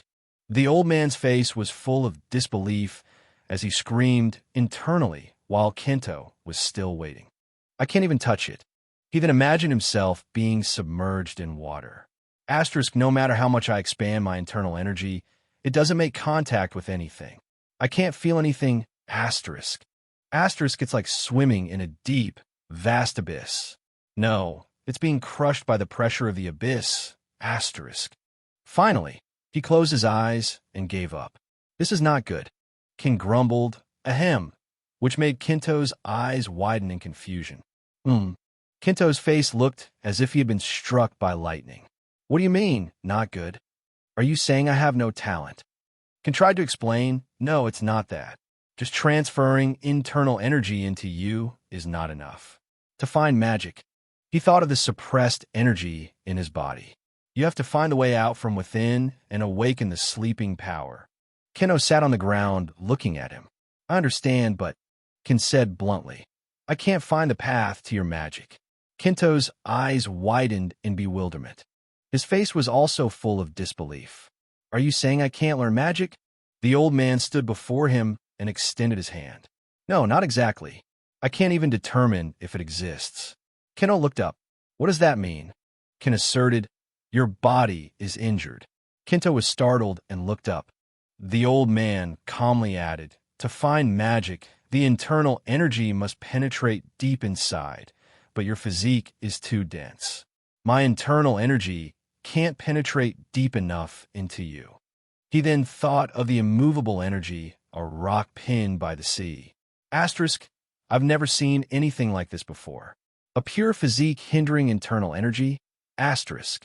Kinto also fell into thought and closed his eyes helplessly. Asterisk, even a sword saint is powerless? Huh, so it's not possible. Asterisk. His face was sad as he asked. So, I'll never be able to learn magic? Kin replied, it's hard to say. I can't confirm it either way. He then suggested two paths for Kinto. I don't even know if the path exists in you. You should find a sword saint who understands internal energy better, or go to the sorcerer's tower. He then raised his hand to his chest and bowed his head sincerely. In any case, I'm sorry. Kinto also looked at him. No, it's okay. Kinto raised a hand to his chin and fell into thought. Asterisk, there's still hope. That's enough for today. Asterisk. He then propped himself up on his knee and stood up. Even so, this was a strange laugh. But today I learned a lot. I appreciate it. The old man looked at him, speechless. He then remembered the terrifying Manji from before. Every wild person I've met has been fierce and uncontrollable. Asterisk, they rob, kidnap children, and live by violence, which is why society abandoned them. But this person is different. Asterisk. Kin looked at him intently. Have you ever thought about joining this kingdom? Kinto looked at him, confused. What do you mean? The old man extended his hand and explained, I mean swearing allegiance to the kingdom and receiving a title. He then placed a hand on his chest sincerely. With this strength, you will rise very high. I would even be willing to sponsor you. Kinto clenched his fist. That's an interesting offer, but... He then bowed his head. I refuse. I don't want to be tied down. On the other side, Ken had his own calculations. To confront the Empire if we have him. Perhaps we can even escape the Empire's control. Hearing this, Ken also looked at him with confusion. Even so, isn't a title interesting to you? Is that not enough? Kinto's face darkened. Oomph. He then crossed his arms and smiled, expressing his ideal to Ken, I choose to enjoy my own freedom. The old man was also startled and realized. He then looked up at him awkwardly. I see. I understand. Kinto looked at him, confused. Then Kinto smiled and extended his hand friendly. Anyway, thank you. I won't forget this favor. Ken's eyes drooped. Inside me, there's a man. In the hallway, Ken walked alone. He was lost in thought with shame. I'm so foolish. He then remembered Kinto's figure. I thought I could control him, even for a moment, but that's impossible. Asterisk, that wild beast only acts according to his own ideals. Collaborating with outsiders is something he can do, but it stops there. His inner self only contains his own ideas. Asterisk. He then remembered Kinto's cheerful reply. Not being able to guess what he's thinking probably makes him more inscrutable than any other barbarian. Someone from the Demon's Hold, the wasteland of the White Wasteland. He remembered the Manji he met in the blizzard. Ken muttered, Emperor. Ken looked up at the moonlight, wanting to invade the demon realm. What conspiracy are you hatching? In Luke's room, he sat at a table, resting his chin on his hand, confused. Really? The Emperor really wants to conquer the demon realm. Ken sat opposite him with his arms crossed, dissatisfied. People are dying in the name of exploration, but you still don't believe me? He confirmed again. Are you telling the truth? The old man bowed his head and sighed, certainly. Of course. Maybe he thinks he's the reincarnation of an ancient emperor. In any case, that's a story for later. Ken's face was serious as he crossed his arms. We haven't even fully controlled the human territories yet. Luke also looked down, understanding. It's only a matter of time. They can seriously looked up again. Yes, this land belongs to the Empire. We could be summoned at any time. It's best to be prepared. Luke replied, Thank you. He wearily leaned back in his chair. The times are already chaotic, and now the Emperor is half sane, half mad. It's a real headache. Hearing this, Luke was startled, his eyes becoming sharp and cold. Could the rumors be true? The old man calmly confirmed. Yes, the demon lord has begun to mobilize his army. He stared with wide, horrified eyes. Then Ken remembered the monsters. Asterisk, the hellish eruptions are also unusual. It can't be confirmed yet, but asterisk. Some people say the demon realm's rifts are leaking. Then he mentioned the demons and the white serpent. The events that are happening, and no matter what, this is a disaster for humanity. Suddenly, he seemed to remember something. Ah yes, come to think of it, perhaps the strangest thing has already appeared among us. Luke also bowed his head. Exactly. On the other side, Ken probed. What do you think? The old man was doubtful. I don't know. He then thought of a more optimistic direction. At least he's not an opponent. But he then thought of Kinto's dark and foreboding image. Other than that, Zeta can't say anything more. The next morning, the sun shone down on the prosperous city. Kinto walked happily on it. Delicious food. Suddenly, he looked in a certain direction. A woman and a child were hugging each other, looking at him with fear, which confused him. He then turned his head and saw a man cowering against a wall, avoiding him. He was confused. He then raised a hand to his chin and fell into thought. Are they afraid of me because of the clothes I'm wearing? He thought back to his encounter with a couple when he was standing by a tree, showing off his new coat, and concluded, asterisk, or is it because I'm not wearing what they call decent clothes? A fur coat is okay, but it doesn't look very polite. They must think I'm crazy and don't want to get involved. Asterisk. But he had completely misunderstood. He then frowned with determination. All right. Kinto clenched his fists with an excited expression and exclaimed, I'll buy some decent clothes then. At the shop, clothes were hung on racks. The fabrics were also neatly folded. The door opened with the sound of a notification bell. The shopkeeper, who was fitting a mannequin, also turned to look. Hello. His face turned pale with fear. In front of him, Kinto stared at him, unconsciously releasing bloodlust. I need to buy clothes. The shopkeeper panicked inwardly. Savage? The shopkeeper stammered, looking at him, tears of fear welling up. I am sorry, but I'm afraid we don't have anything that fits your figure. Hearing this, Kinto also crossed his arms in frustration. How annoying. So there's no other way. The man bowed his head and suggested, If you're willing to wait, our shop accepts custom orders. Kinto excitedly smiled and accepted. Oh, is that so? Then do it. The shopkeeper looked up in bewilderment. Yes, of course. We'll let you know when it's done. In his mind, he imagined Kinto's angry face when he wore the ill-fitting clothes. If he complains about the clothes when they're finished, Kinto grabbed his collar and glared. You call this clothing? His face fell as he sank into a daze. Will I survive this? While Kinto was on his way to the guild, he suddenly saw something. What's this? At his feet was a blue gem. Kinto reached down and picked it up. He then held it up to the sunlight, curious. A gem. The inside of the gem sparkled. He narrowed his eyes and exclaimed, Wow! He then put the gem in the pouch at his hip. All right, I'll ask the guild about it. At the merchant guild, he asked Rosa, Do you know what this is? She was dazed. This is Rosa, the guild's receptionist. She then reached out and took the gem from him. I picked it up on my way here. Kinto sat opposite her with his arms crossed. It doesn't look like an ordinary orb. Rosa stammered, I understand. She carefully picked up the gem to examine it. But it's not a gemstone either. The surface is extremely smooth, as if someone has worked on it. She stared at the sparkling blue gem in her hand. Her gaze gradually became hazy. There are no insignia or markings. Why? She stared at it dazedly, muttering, Why does it give off a sense of value? Suddenly, a snap of fingers brought her back to reality. Rosa was startled into alertness. She looked up, dazed. On this side, Kinto pulled his hand back and asked her, Are you okay? She looked up confused. What do you mean? Kinto explained, You look like you were hypnotized by the orb. Hearing this, she was still dazed. Kinto dismissed it. Well, never mind. Forget it. Then, Rosa looked at the stone awkwardly and suggested, Even so, this orb is very strange. I feel a strange energy from it. Do you want me to ask an expert to appraise it? He, however, smiled excitedly and refused. Thank you, but I'll figure out myself. That's the fun part. He then changed the subject. He crossed his arms and smiled. By the way, is there any work today? She quickly caught on. Yes.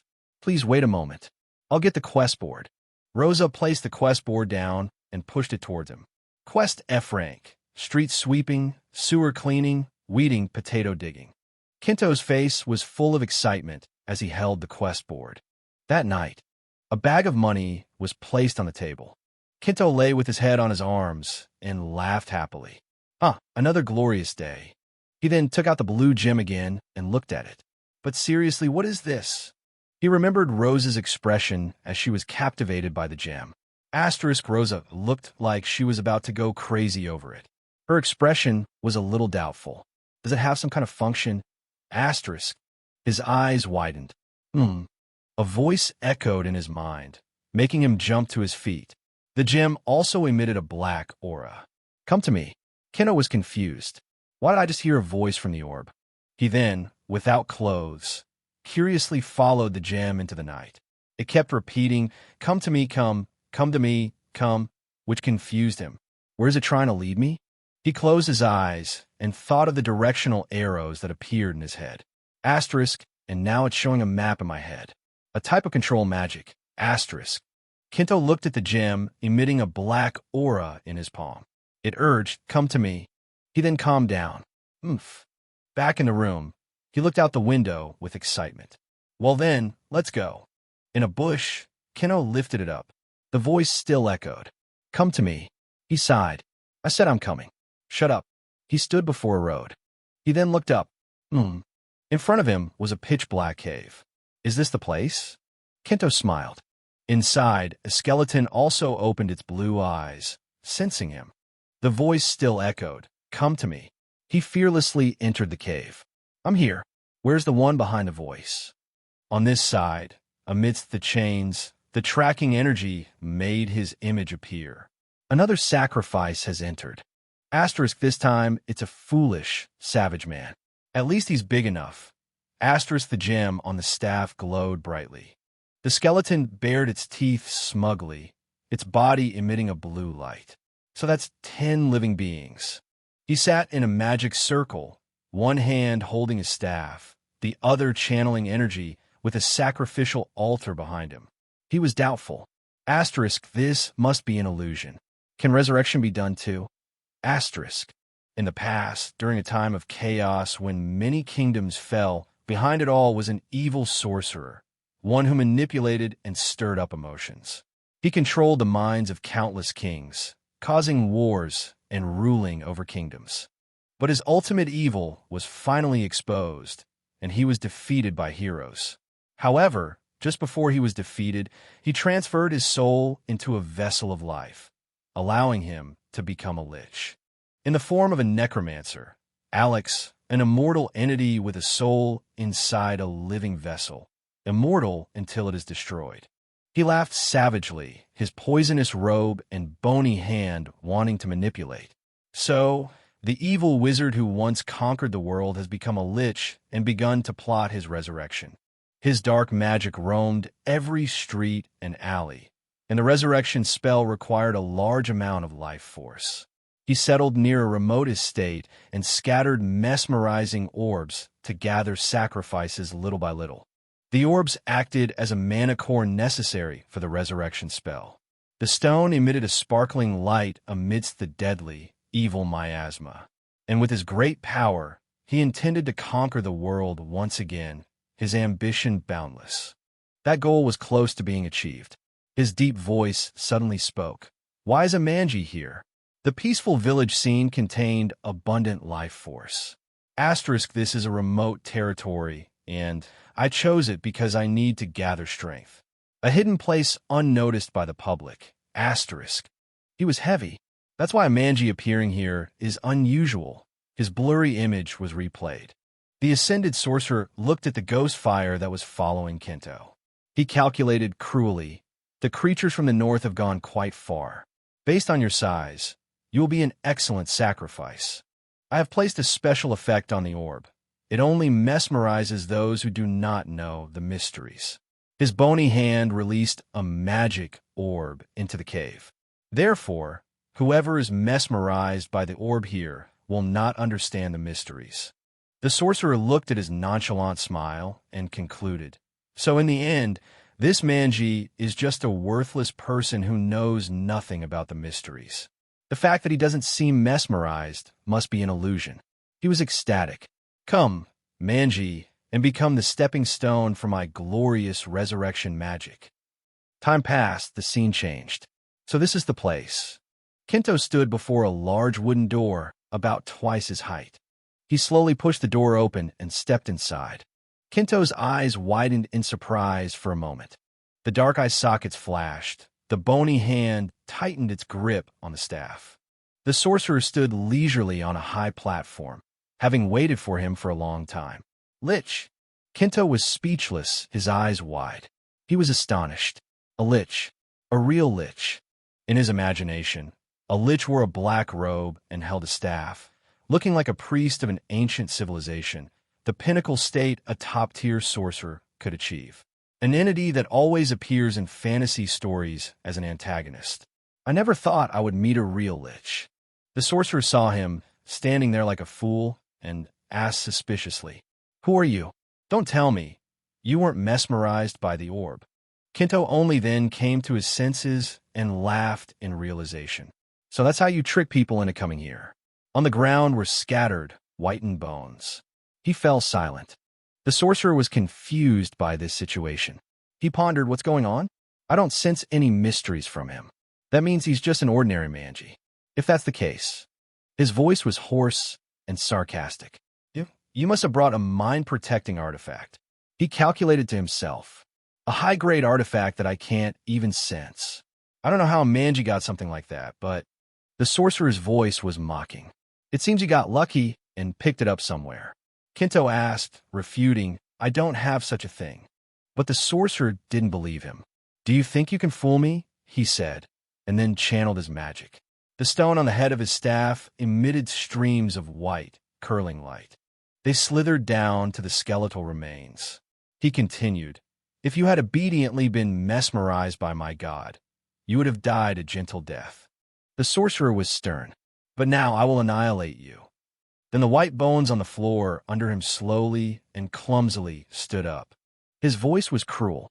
Advance, my soldiers. As he spoke, a skeleton soldier holding a sword charged forward aggressively. Kinto thought to himself, asterisk a dungeon with a lich demon hiding in it. Ha! Asterisk the corner of his lip curled in a mocking smile. I roughly understand what's happening here. The skeleton soldier leaped valiantly, its eye sockets intending to swing its sword. But before it could even swing, and without even seeing him move, Kinto coldly slapped it straight on the head. The sorcerer was startled. What the? The skeleton soldier immediately fell to the side. Its skull shattered into 3 pieces and then slowly crumbled into dust and disappeared. Kinto waved his hand and judged coldly. You are shallower than I thought. He was momentarily stunned, gritting his teeth. Then the sorcerer quickly regained his composure and said arrogantly, let's see if that mouth can still talk nonsense after its limbs are cut off. As he spoke, he raised his hand. Magic flowed like water, once again raising the skeleton soldiers to stand in front. His voice was hoarse. As long as you're alive, that's all that matters. Get him, the sorcerer ordered, and immediately the entire group of skeleton soldiers charged towards him. Kinto clenched his fist, and it even made a sound. He coldly swung his fist, and the skeleton soldier on the right immediately took a punch and fell backwards.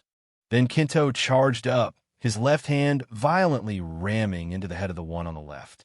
Finally, he performed a kick, kicking the skeleton soldier in front of him before it could react. He continued like this, his fists like they were locked onto the skulls of the skeleton soldiers, punching them straight in the face, one punch to knock them out, a perfect one-hit kill. The sorcerer was horrified, his mouth agape. As the white bones slowly disintegrated, Kinto slowly stood up, his voice calm. As expected, just as Cassis said, if you lose your head, you die. Kinto boredly ruffled the hair on the back of his head and looked at him appraisingly. As a lich, I thought you would at least command a necromancer knight or a revenant. But you're this weak? I.e., no doubt about it.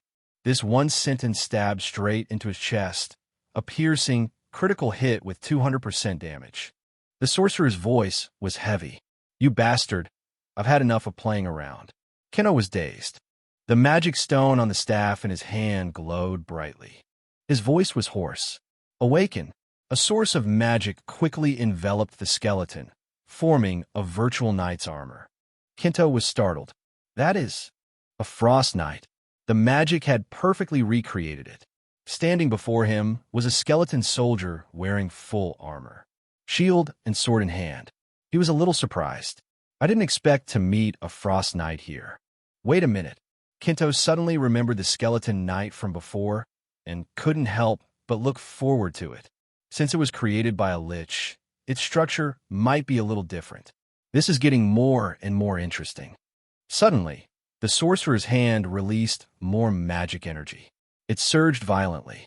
Kill him. The Frost Knight received the order and charged forward, his single-minded momentum as fierce as a tiger. Kinto clenched his fist with interest and said with a laugh, a knight created by a lich. Without waiting, the Frost Knight decisively swung its sword. Kinto's voice was flat. I'm curious to see how it fights. Flashing in just a fraction of a second, he leisurely approached and decisively launched a blow straight into its abdomen. A powerful fist followed. With just one punch, he sent a frost knight flying into the far wall of the cliff. A deafening explosion boomed. A thick cloud of dust rose. If you looked closely, you could see pieces of armor or a shield shattering and flying out with a shockwave. The white smoke gradually dissipated. In the hazy air, a dark figure could still be seen. The Frost Knight, though battered and bruised, seemed to have the unyielding will of a knight, fighting to the death. This truly surprised Kinto. It's tougher, I'll give it that. The sorcerer's eye sockets glowed with a dazzling blue light. His voice was deep and muddy. Take my ultimate dark magic. A stream of magic coiled around the charging Frost Knight. Kinto stood there, dazed, watching. The stream of ultimate energy, recreating the night, exploded with majestic power. At this moment, a skeleton soldier charged forward with a terrifying appearance. Kinto exclaimed, "What is that now?" The skeleton soldier was already prepared to attack him. A Frost Knight created by a Lich is a bit. Kinto's hand clenched tightly. Unusual. He then threw a punch at its face. The skeleton soldier was sent flying backwards. A large explosion erupted, all smoke and dust.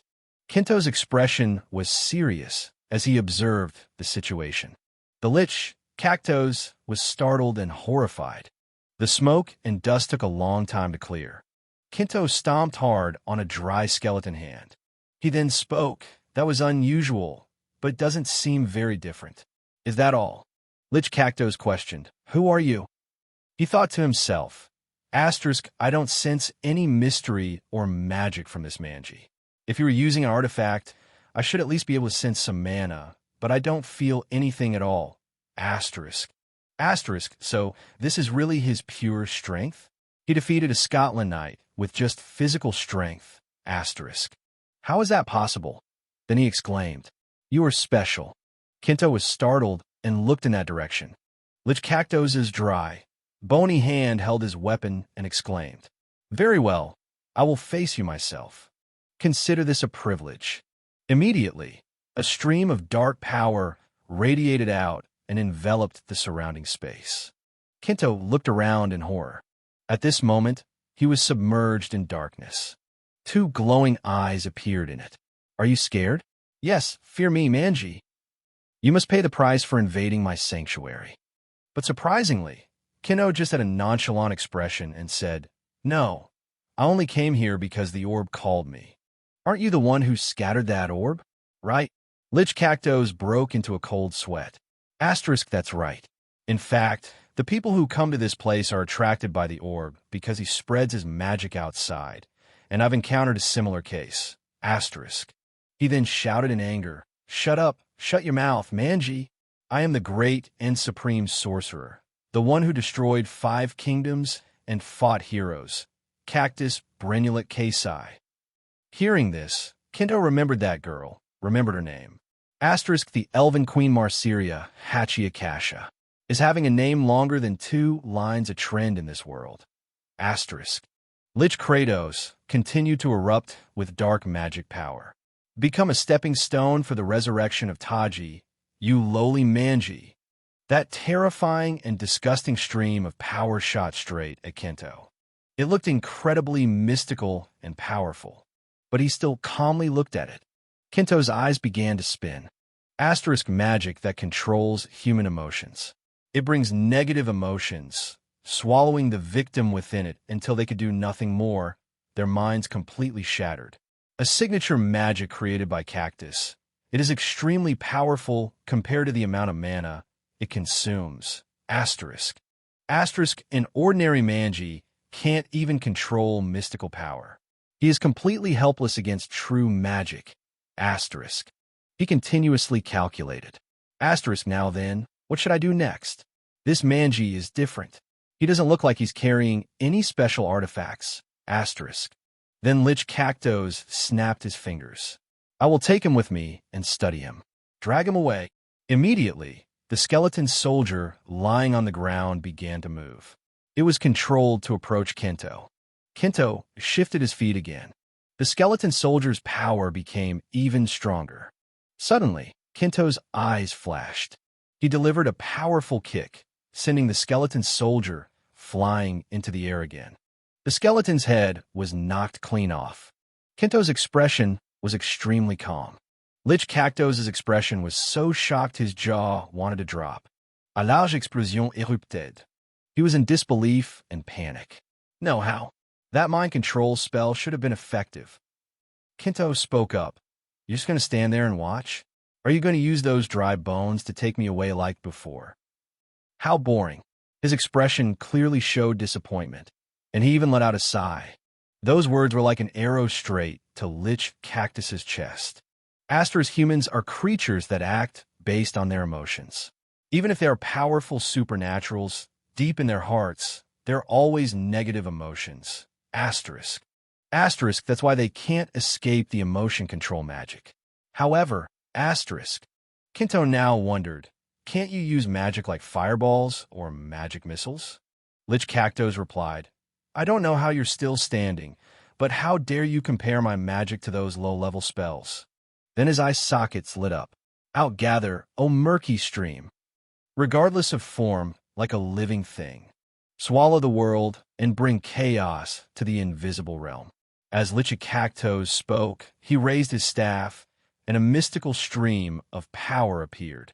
Seeing this, Kinto was not worried at all, but his eyes sparkled with desire. That strange stream of power filled the space. Then a dry, bony hand reached out, about to be swallowed. Kinto stood there before the strange swarm arrived. As that strange swarm passed, Kinto's body gradually disappeared into thin air. Lich Cactus opened his mouth and roared loudly. Ha ha ha! Victory is mine, Manji! He was extremely smug, but a second later, a mouthful of invisible blood spurted from his throat. Ha ha, cough, cough! His body knelt on the ground. Lich Cactus's face contorted as he thought, Ugh, I overdid it. I used everything except the mana needed to maintain my body, but with this move, that guy is surely gone. Just then, Kinto spoke, startling him. Impressive. He nonchalantly appeared in front of him again. He asked again, but is this all you've got? Lich Cactus saw this and was horrified, his expression contorting in a twisted mess as he screamed in his mind. Asterisk. Even this move didn't work. I used the most powerful dark magic among the mind control spells. Asterisk. Even if a great hero were here, a direct hit should have tore the mind apart. Who the hell are you? Asterisk. Kinto now looked down at his own hand. That was impressive, but I don't feel any different. Was that your strongest move? As he spoke, he began to draw his weapon. Kinto swung his axe with a cold gaze and said, Then I guess it's my turn. At this moment, Lich Cactus cried out, Stop. Kinto asked back, What is it? He continued, You came here already knowing who I am. Exactly, so it's clear. The more Kinto heard, the more dazed and confused his expression became. What's wrong with him? Lich Cactus opened his mouth and laughed with great satisfaction and excitement. Ha ha, the Empire? You fear me that much? I must admit, your intelligence network is truly formidable. To find me so quickly. But I will return. I will destroy your sword and rule the world once more. Asterisk, I've heard that there's a human training school in the Empire, a place that produces countless strange individuals. That Manji is surely a product of it. Asterisk. A sword forged only to destroy me. An assassin sent by the Empire. He laughed more and more crazily and shouted, Anyway, I'm Keto's Brandy M. Last Skisi, I will destroy you, Manji, and overthrow the Empire. Kinto saw this action, and his face went blank, his head full of question marks. Is he crazy? At this moment, an invisible jar was radiating a stream of power. Kinto's expression became more and more wondrous. Lich Cactus shouted, Offer your body to me. Then that stream of power shot straight into Kinto's body. His two white eyes were still full of countless question marks. He calculated in his mind, I have entered the Manji's body, swallowed his soul. Asterisk, after doing this, if I can't become a Lich again, he will be trapped in that body forever. I have no other choice. He. Asterisk. Lich Cactus was extremely smug. This body is now mine, and now The scene shifted to inside Kinto's consciousness. Liskakos was feeling that something was wrong. What is this? What? What is this?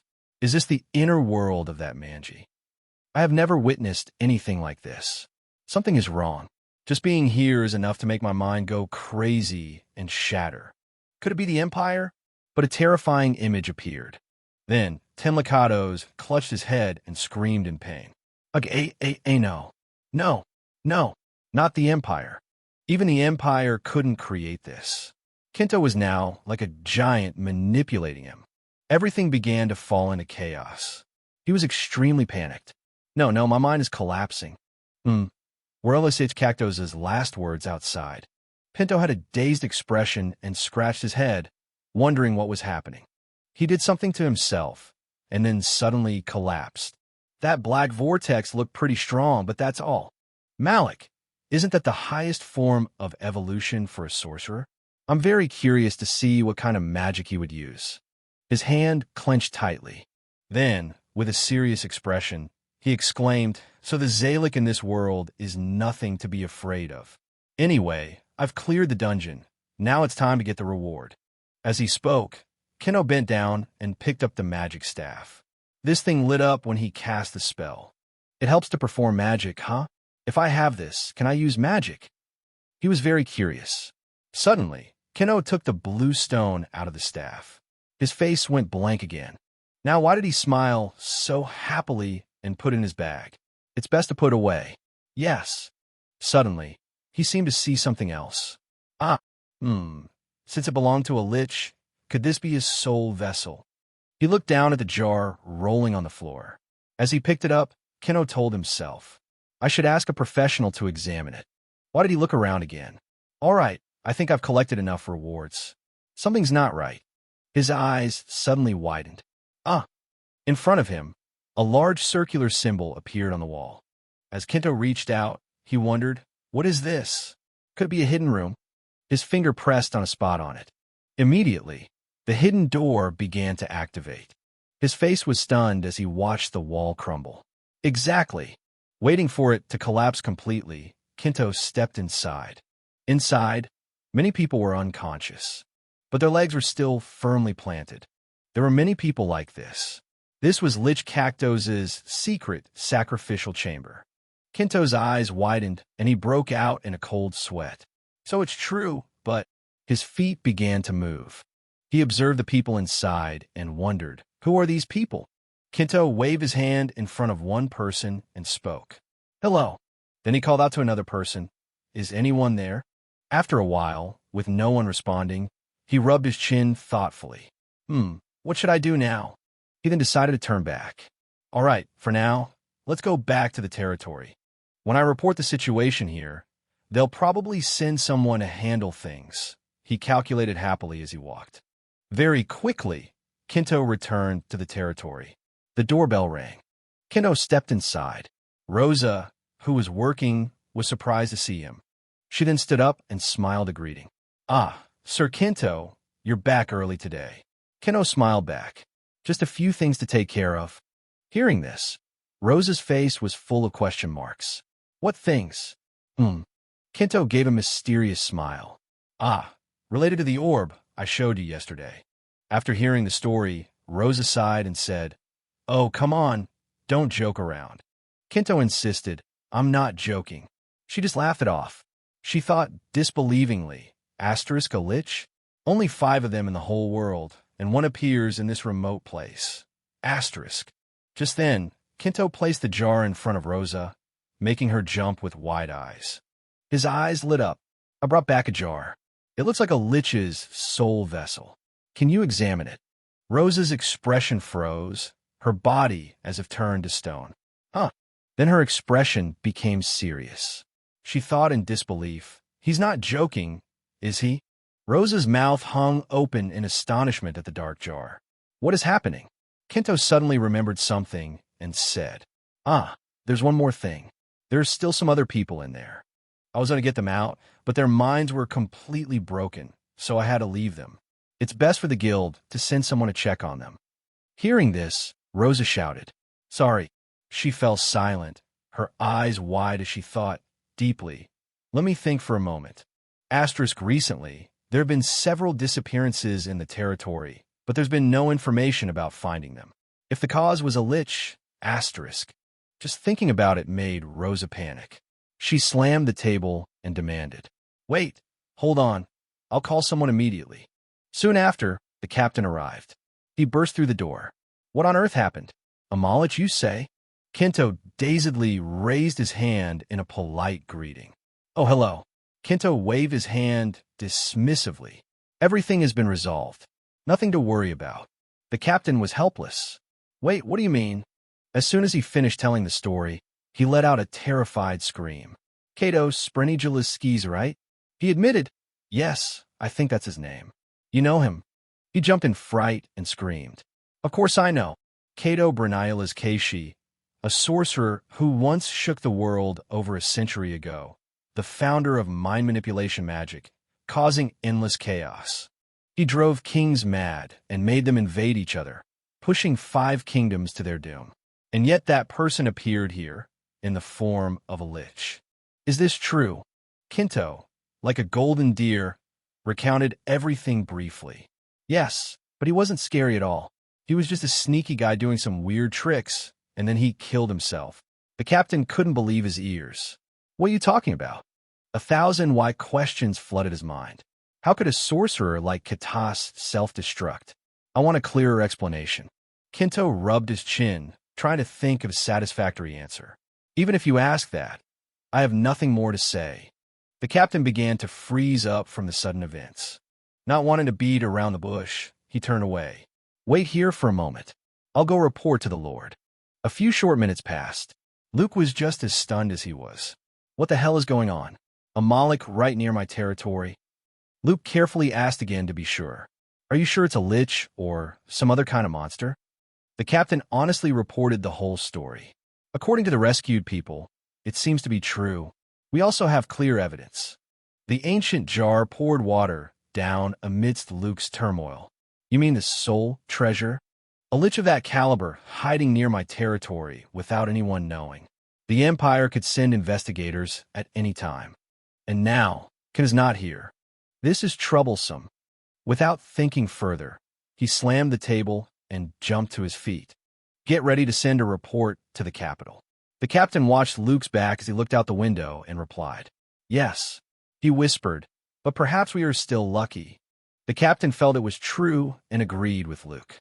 "Yes, if the Manji hadn't discovered him, I fear we would have been the first victims." His ghostly figure appeared in a dark corner. Cactus was probably in the process of preparing for his resurrection as a lich, so it's very likely he had. The captain concluded with one sentence: "Everything is too dangerous." That's right. Luke looked out the window into the distance to clear his head. Anyway, this is still a significant achievement of his. We must reward that Manji handsomely, as long as it's within the capabilities of the territory. Before anything else, the sky was already brightening with the first rays of sunlight. In the vast room, a piercing cry echoed. "Lord, Lord!" Someone's feet stepped down and put on slippers. "Luke, dressed neatly, invited. I am awake." "Let them in." The palace door creaked open. The maid ran in and reported with a terrified expression. "Lord, the Inquisitor of the Sun God, Sir Aquaz, has arrived in the territory." Luke's eyes widened in surprise. "What?" In the living room, a girl with white hair and a sharp nose waited. Luke ran in, his hair a mess. "What is this? Why is she here?" That graceful and elegant girl was the Inquisitor of the Sun God. In the empty space, after a moment of panic, he adjusted his clothes, and the two sat opposite each other. Luke was still a little flustered. "It is an honor to meet you, ma'am. I am Luke Vakin, the Lord of the Vakin territory. Thank you for visiting this territory, although this is a bit of surprise." She parted her lips and slowly introduced herself and her status. "I am Aquaz, an Inquisitor of the Sun God, who receives the divine mandate to judge heretics. The youngest person ever appointed, the one who beheaded 7 sorcerers who made pacts with demons and single-handedly destroyed a terrifying demon-summoning ritual. currently the most powerful Inquisitor of the Sun God on the continent. Even the Empire has to respect the Church of the Sun God. She held authority far beyond that of a border lord. So why was someone like that here? Aquas began the story with a lead-in. Recently, this territory has been quite chaotic. Luke resolutely went straight to the point. There was a small problem in the dungeon, but it has been dealt with now. In his mind, he pondered, asterisk, so she didn't come here because of the Lich? Then, asterisk, he probed, may I be so bold as to ask the reason for this visit? She thought for a moment before stating her purpose. I came to discuss a divine oracle. Luke's eyes opened wider than a wagon wheel. Aqua's next sentence changed the situation.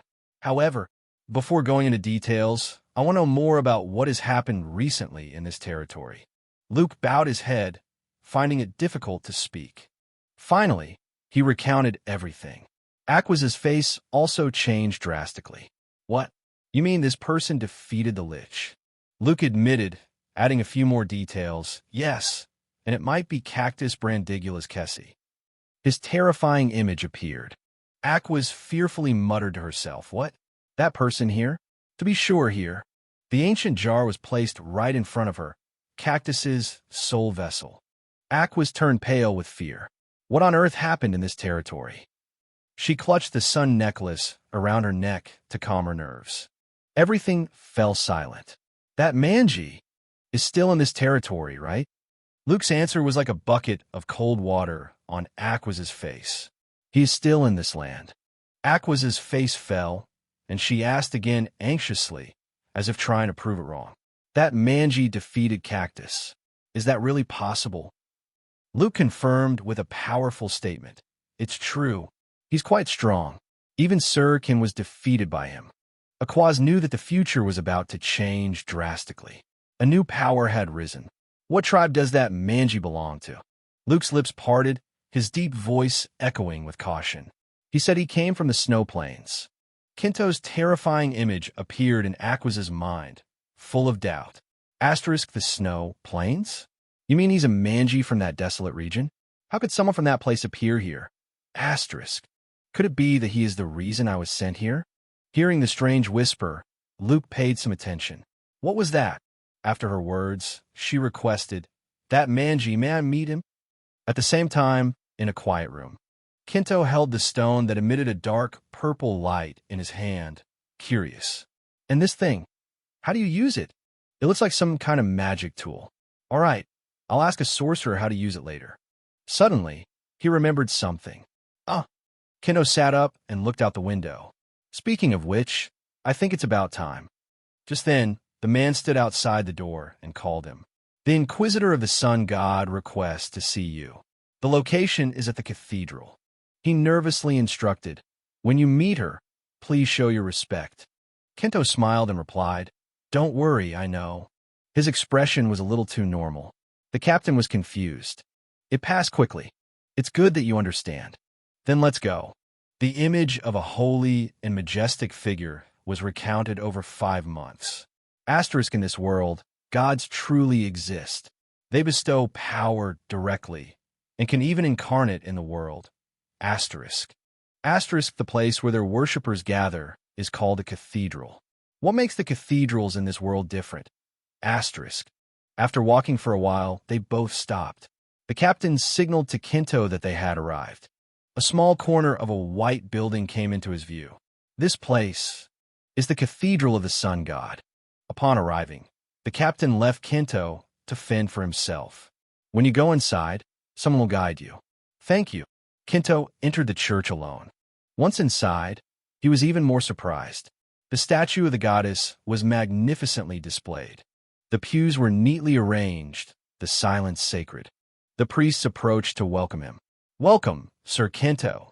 Inquisitor Aquas is waiting for you. Please follow me. Kinto was overwhelmed by the sight. All right.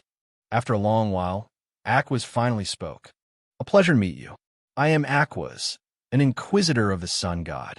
Kinto confidently showed his personality and said clearly, it is an honor to meet you, ma'am. I am Manji Kinto. In his mind, he was thinking, asterisk, that's the Inquisitor? So young, He's really strong. Aquas was startled by his mischievous smile.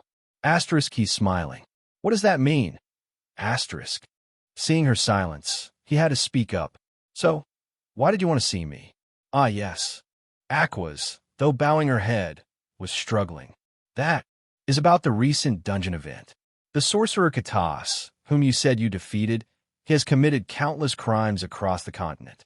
In the end, he became a lich, and only powerful heroes had the skills and strength to face him.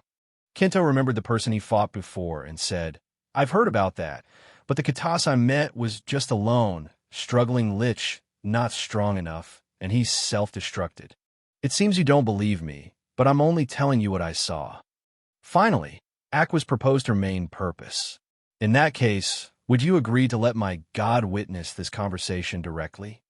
He asked with confusion. Witness? Aquas briefly explained for him to understand. Yes, if you lie in front of him, the god will react. Kinto gradually understood. A form of interrogation using divine power? She was extremely cautious when talking to him.